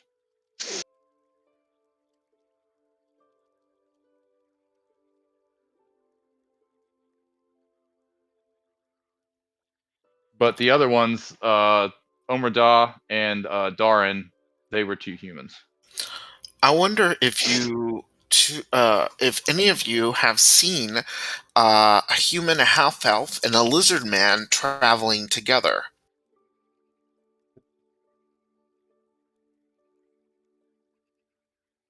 The man kind of takes like what's what I'm looking for? Like the expression on his face is like he's thinking really hard and trying to remember. Like he's like scrutinizing everything that's happened to him over the past few days. And he kind of scratches his chin and he gestures off in the direction of the hunting grounds they came across. He says, actually, yes, I believe I did come across those 3. Crossed paths with them a couple days ago. They were heading into the down into the hunting grounds to. They said they were trying to get food for their village. They showed me where to find clean water. They were very helpful. I hope they're okay. They seem to be in good health? When I saw them, yes. Would you mind telling us exactly where we can find the clean water? He kind of pauses a moment and like looks back to his other people. And the older boy with him kind of looks at him and nods, and so he turns back to you. Says, yeah, of course. Here, come with me. And he kind of walks out onto this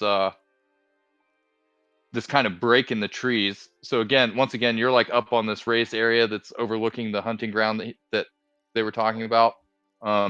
He kind of takes you to this break in the trees, so you have a nice view of the area. And he points with his spear, and you can see where there's a river that sort of winds through this big open area.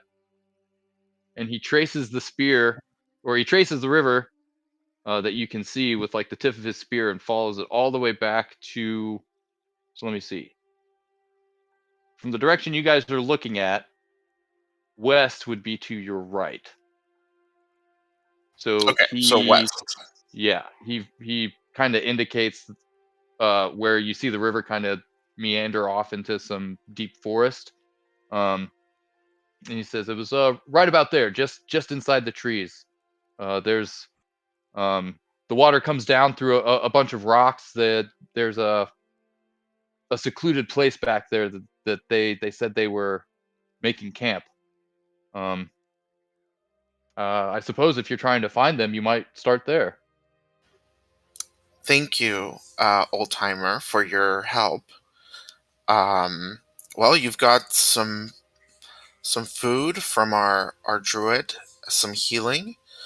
Do you know how to get back to safety?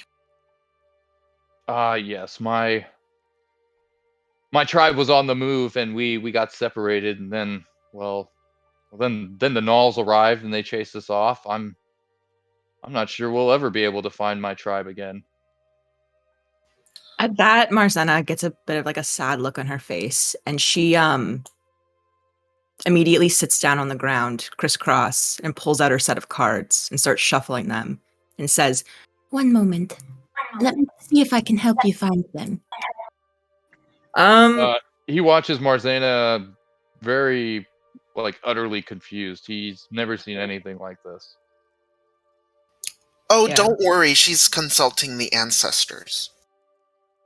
Ah, yes, the ancestors. Can I just speak to animals and see if they found the tribe?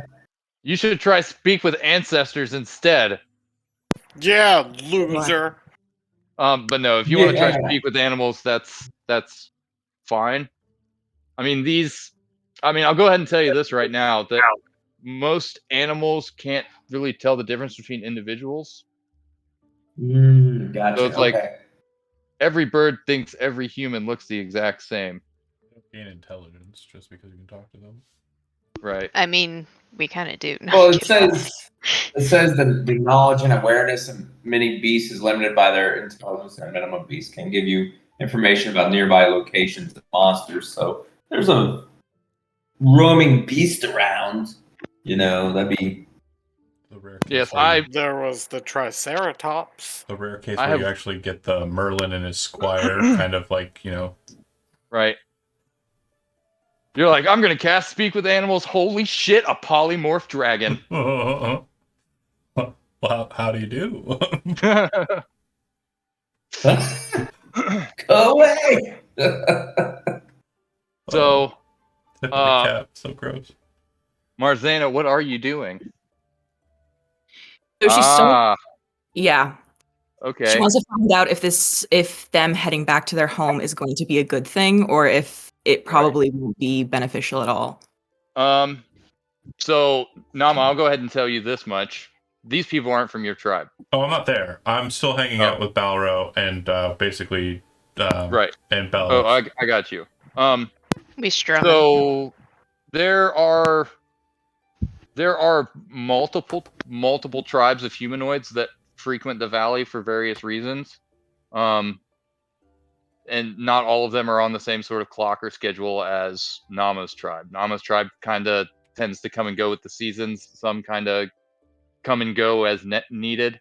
And some don't really have any sort of permanent residence ever. Some kind of just float through the valley. So encountering other tribes of humanoids in the valley is not anything exceptionally remarkable. So to find other humanoids that aren't from Nama's tribe isn't a big deal. Yeah, and I probably would have recognized that as they rushed past me, that they weren't people I knew. But also, I mean, your tribe has a rich history of good, positive interactions with other tribes in the area. So this is just another one. Yep. So, okay. So let me see here. Because they didn't see the aftermath. You're doing the thing. Yeah, is that phrased correctly? I'm still kind of getting the hang of it. Yeah, I'm trying to remember. Is this the same spell you cast the other day? Yeah, so I get a positive outcome, a negative outcome, or neither good nor bad. Gosh, it's okay. I don't know why that spell always reminds me. I'm gonna go ahead and just. Sorry. It's probably the wheel and woe. Yeah, I'm just gonna. Let's do. I think that's the one. The good one.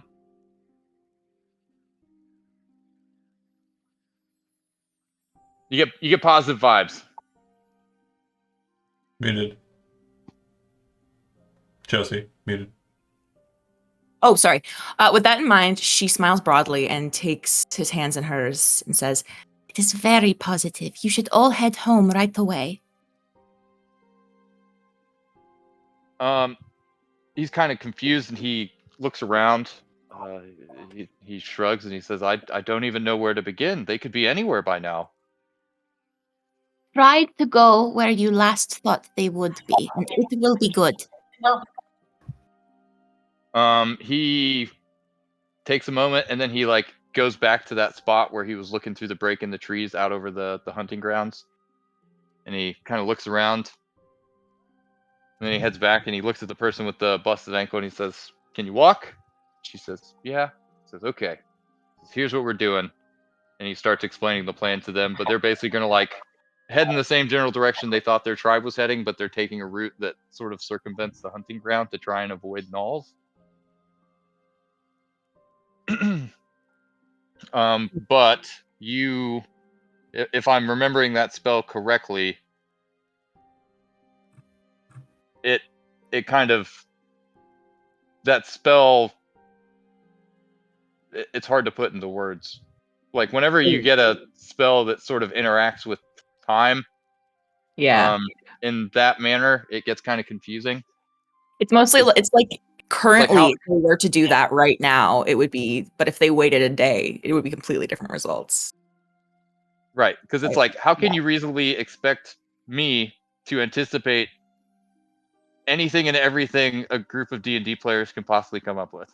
Yeah, I mean, I honestly am doing it more for flavor, so I wouldn't like agonize. I get it, results. but yeah, it's just funny to me because naturally, the way my brain naturally works, spells like this really, really throw my brain for a loop. Trick, just go with what you feel. No, yeah. So I'm trying to keep it simple, and my brain keeps trying to like mess with it more, and I'm like, stop it. So yeah. So with all that in mind, Wheel is still the vibe you're getting. Cool. So yeah, they have a plan on where to go and how to get there, and you are confident that it's going to work out well for them. Lovely. So she just like kind of waves to them again. Good luck. You already have it.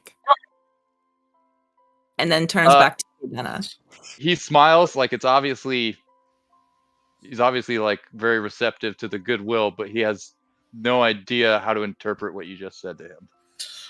Cadena takes a handful of dirt and ashes and rubs it all over their faces. The ancestors have marked you. The younger ones are kind of like, puh, ah, puh, but he is more receptive to it. I say go forth and prosper. Have fun. Like, the way he cooperates with you seems to indicate that he has performed in a similar ritual in the past. As he should. Right. This is clearly a man who honors his ancestors. As he should. And you know, he, with a sort of reverence, he allows you to paint his face, and then he offers you a bow and a very soft thank you. And then they're on their way. She turns back to Cadena. It was lucky that they saw them. Should we go there now? And just kind of points in the direction where they were pointing. Yes, we should probably head that way. We probably need to pick up our little cannibal and the rest. Yeah, he's still sneezing against the rock. When you say that, she turns around and looks around, like fully expecting to see them all there. Oh, wait, what? Where are they? And does kind of like a 360. She fully thought they were following her and was just like, no, my dear, they're still back there, enjoying dinner and a performance. Again, she kind of scrunches her face. Why do they need to eat? They had everything they needed in the morning with this. And she pulls out one of the remaining berries. Cannibals. What are you going to do? Not enough iron. Growing boy. He just After, oh, sorry, go ahead. Oh, sorry. She just looks a bit baffled, but then like leans into Kaydana and starts walking back where she knows that they're from, like that they, to reunite.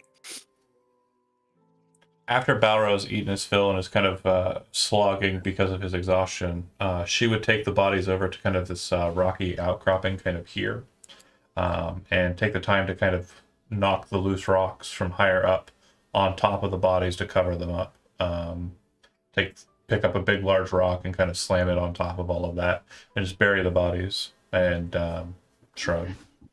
Bellis would help with that. And Balrog kind of nods, or she nods to Balrog, I mean to say, and she says, "Okay, great. How you feeling?"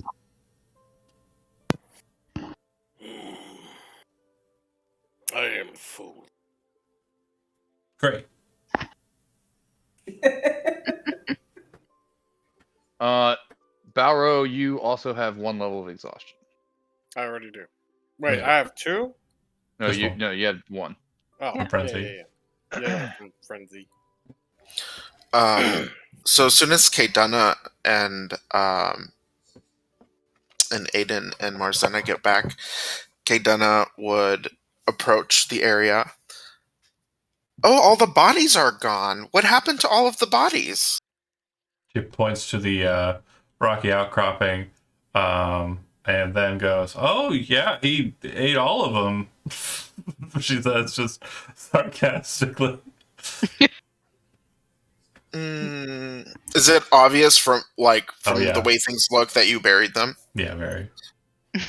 I'm like, thank you for burying them. Nama, your actions, they please those that have come before us.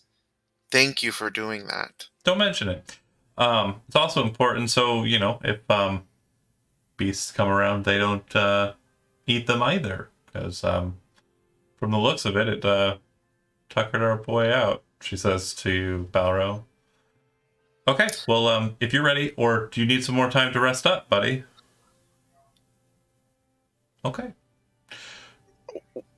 Well, we talked to the old man and the children. Oh. And they gave us a hint about where the hunting party may have ended up. That's great. I inspected the stuff that the Knolls had. It doesn't look like they had anything from Omrada or any of the people that would have been around him. The weapons are too crude to have been from the Red Grasp. So yeah, that's fortunate. But do you have an idea of where we're going then? Wait, what's the Red Grasp? Name of the tribe that I'm part of. Oh, okay. Yeah, that's where we're from. Marzena, Aiden, do you remember the way that he showed us? Marzena nods once Yeah. and points in that direction. Let's go this way. Okay, great. You'd also notice that the weapons for the creatures were kind of taken away as well and chucked underneath the rocks.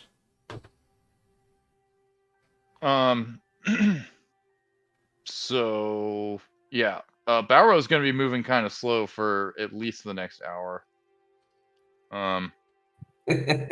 Bellis could carry him. Yeah, Cradle totally him. fine. Burp him. Like a baby. I get on my mountain goat so I can ride it and keep up with everyone. Oh, there's a mountain goat now. I totally forgot. Oh yeah. Those burps. Ugh. Wait, do I need to? If you actually burp him, Little lake. In all honesty, I think giant goat would be fine. Poison spray attack. Cantrip. Yep. Cool. So I'll just put a giant goat out there. Oh, there's You apparently might need some mint. there is a mountain goat, but I don't think it's much larger than an actual real goat. Oh So, man, I love goat mounts. That's so cute. yeah, it's too small for him to ride. Or ride. Giant goat's gonna have to be the way of it. Hmm.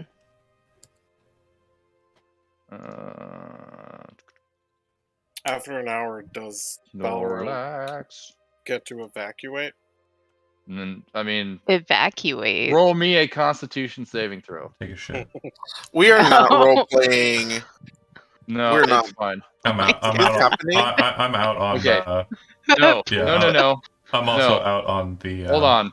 Processes. He passed, so he does not puke. Oh. Oh, Okay. puke. Nice. Thought we were talking about poop. Yeah. Oh, I thought you were No. trying to eat my goat. No, I'm not gonna make you. Oh, I'm not gonna make you. I'm not gonna make you get into that. defecate. I'm out. There No, is yeah. no scat We'll here. draw the line. All right, Um, gotcha. Cannibalism. Okay. Fine. Poop. Pooping. Not No. okay.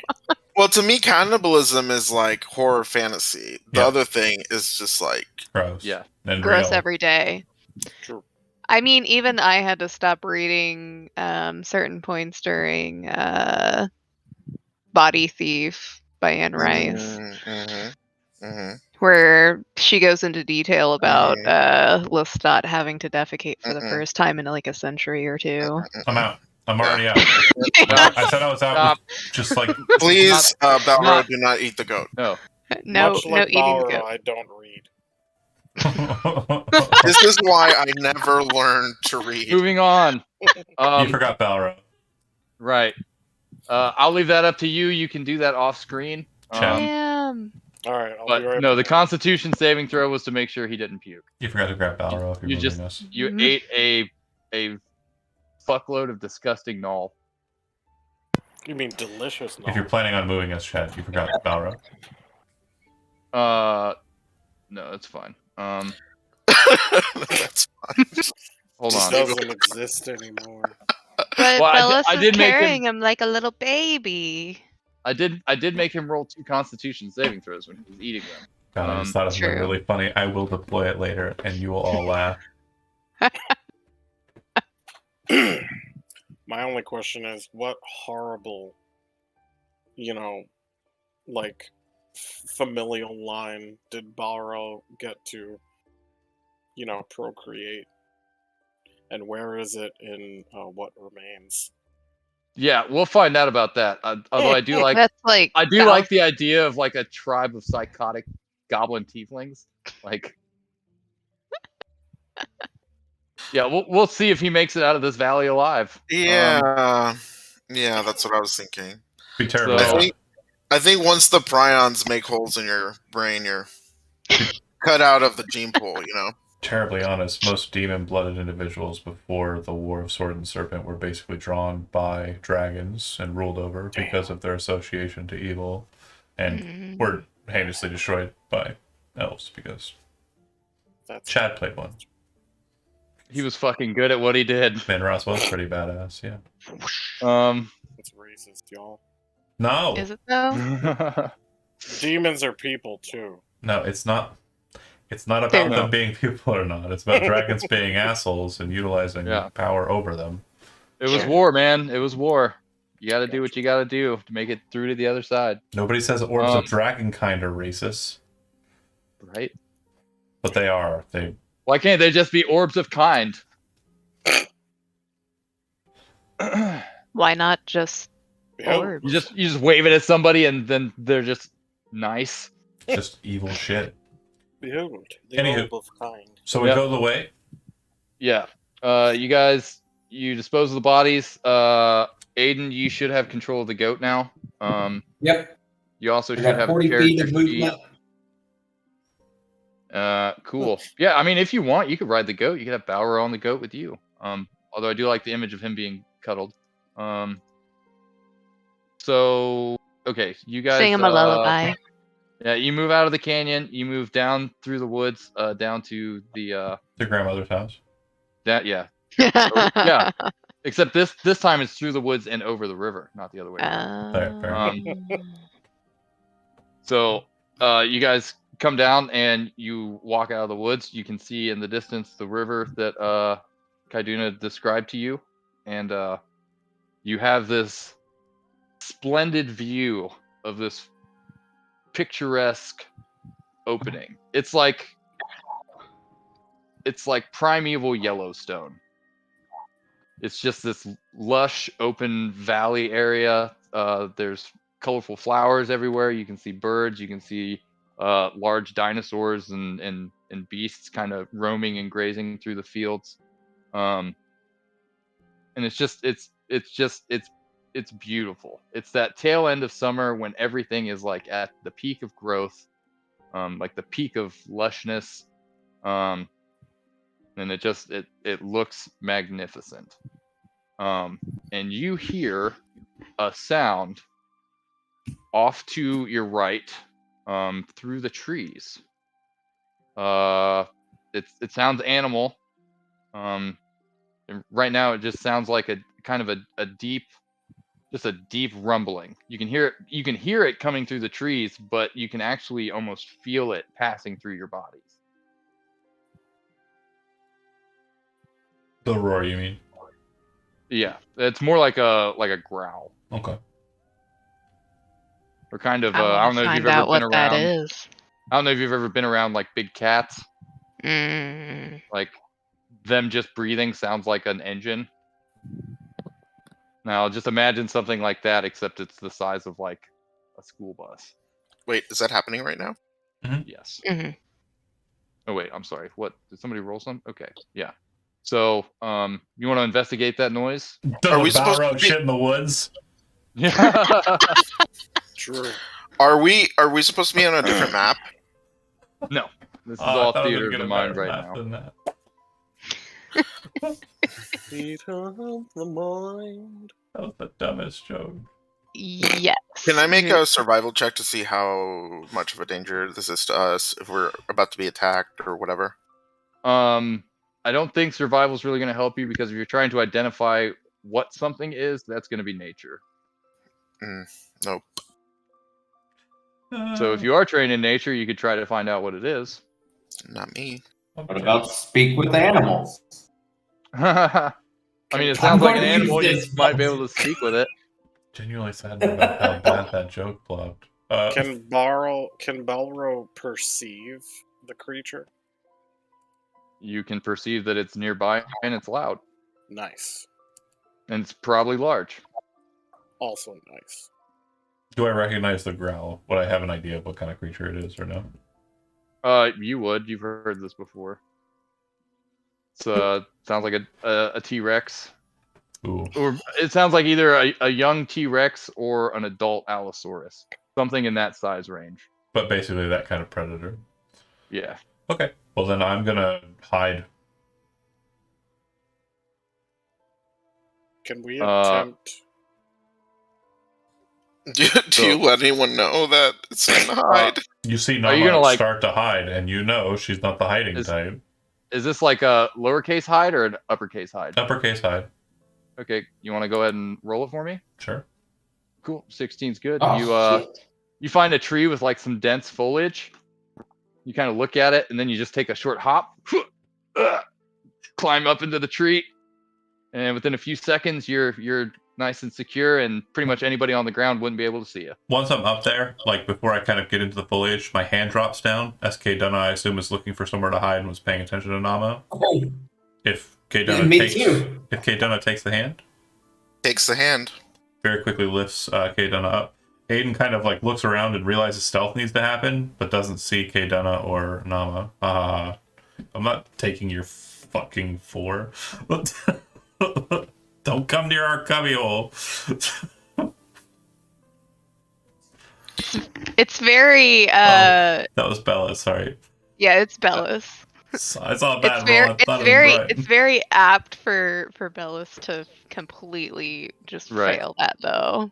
Yeah, Bellis is like, okay, seems easy enough, like reaches up, grabs a branch, starts to pull stuff off the ground, and it immediately just like cracks, and Bellis falls back to the ground with a branch.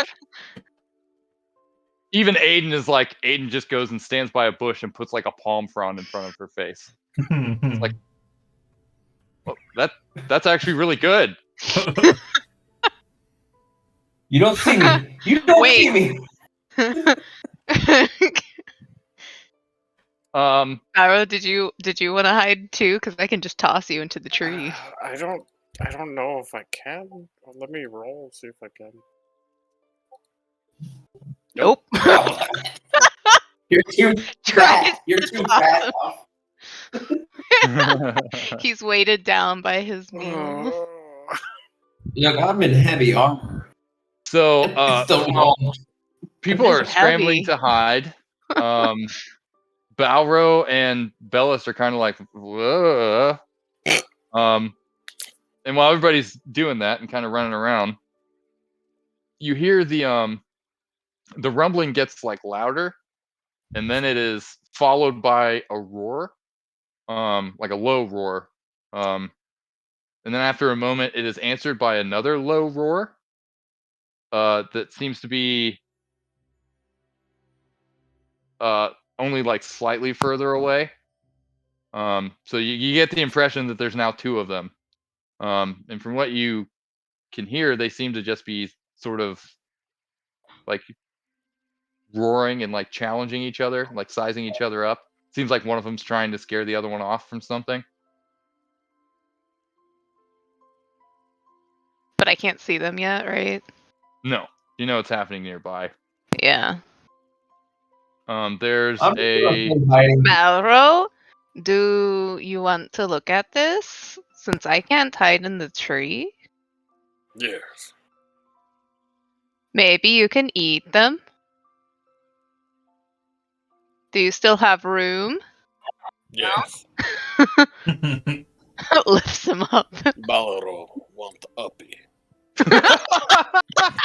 A piece, please. gain inspiration. That's amazing. And John, I meant to give you inspiration for your Balro shits in the woods joke. Okay. Thank you. I thought it was a banger. No, that was a great one. That was a great Great. one. Things kind of just moved along too Yeah, fast. no, it's I forgot fine. about it. But no, that was a perfect answer. It really was. So Bellis and Balro, you guys going to check this out? Yep. Hell yeah. I Okay. mean, you So you saw watch- my stealth roll. Yeah. You watch as she picks up Balro and like puts Balro on her shoulders. And then they sort of just slowly walk through the forest. Well, I was gonna say, if Nama sees them not hiding and they're approaching it, Nama would look to Kate down and say, "Stay here for a second," and then I would drop down from the tree and follow those two. I'm not gonna run from a fight if they're gonna go get horribly mauled and like. Man, that sounds like something I would do. Something I, as a player, want to do, but I don't think Nama would do it. So they make their way through the woods. It's a short distance from where everybody's hiding out. You make your way through some thick How far? I'd say probably about 100 feet or so. No. Kate Dunna's going with them. Okay. If I see Kate Dunna going with them, I peek out my little palm tree like this, and I go, "All right, I'm coming with you." Take the front. But you take the front with have you. the palm tree in front of you the whole time. You're like I'm taking it with this. So Bellis and Balro, you two are first on the scene. You guys find a nice little a nice space to where you think you're kind of out of sight. And Bellis, you kind of grab this branch and just pull it slightly out of the way, so now you have like a nice little window to kind of look through and see what's going on. What you can see is you see two Tyrannosauruses. They are on opposite sides of this like small clearing. And they appear to be kind of like agitated and like pissed off at each other. They're like stomping and like clawing at the ground and kind of alternating between bellowing at each other. You guys are watching for maybe about 30 seconds or so before Nama shows up on the scene.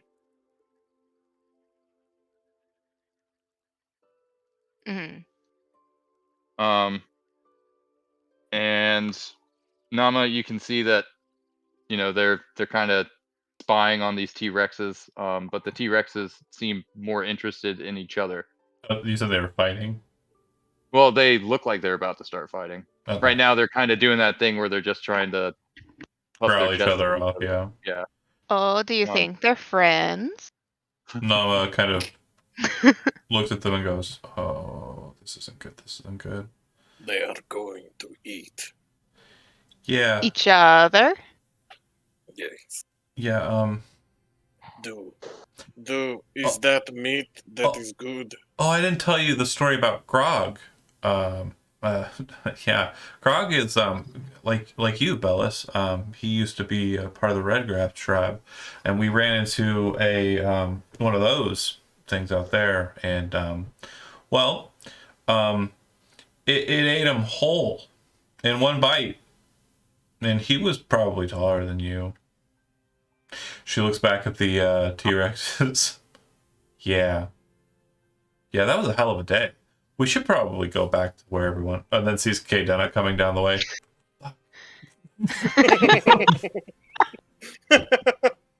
Well, where do we go? Because this is the way that we were going. Is it not? Not much. Just genuinely concerned. Do they have good meat? I mean, this definitely seems like the kind of thing you could navigate around. And basically, Nama's making the case that they should leave as Kaiduna is approaching. And as Kaiduna is approaching the group, you can see the T-Rexes are getting, like, one of them's trying to stand their ground and run the other one off, and the other one does not seem intimidated.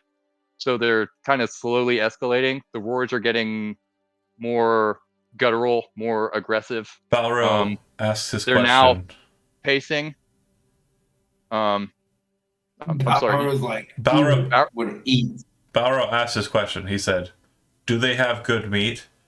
And Nama very quickly just like turns and like drops down to his level and kind of looks dead on in his eyes. Like the sky around her goes black and she just focuses in on him. And she says, "I wouldn't know. Everyone who's ever encountered them became meat." Do you want to eat their meat? I don't. Why?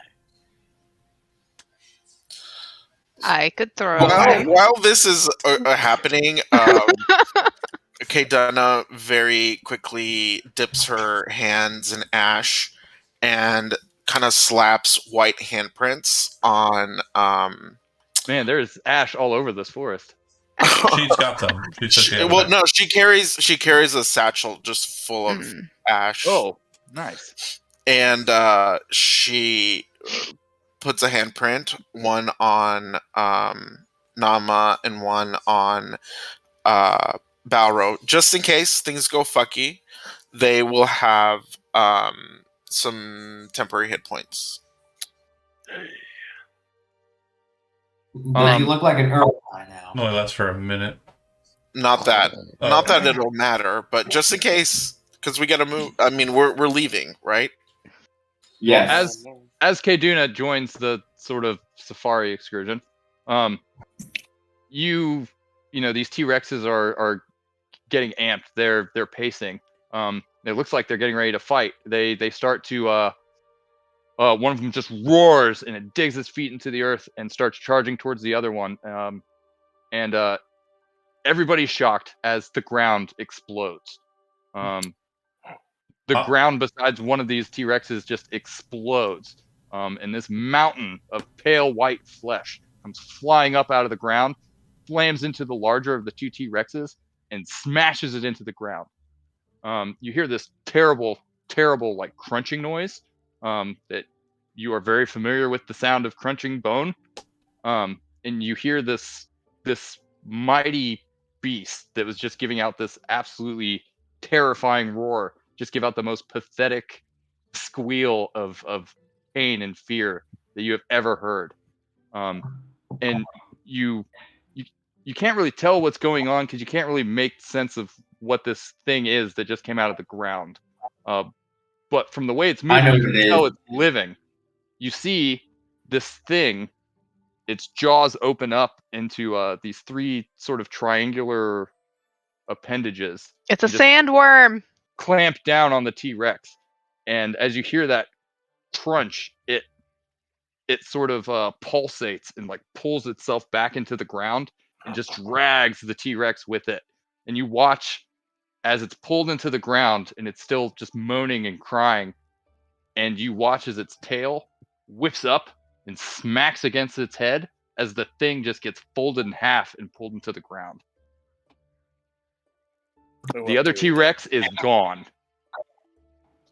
I want that. Is Nala familiar with that or no? No. It looked like a maggot, but maggots are tiny. Yeah.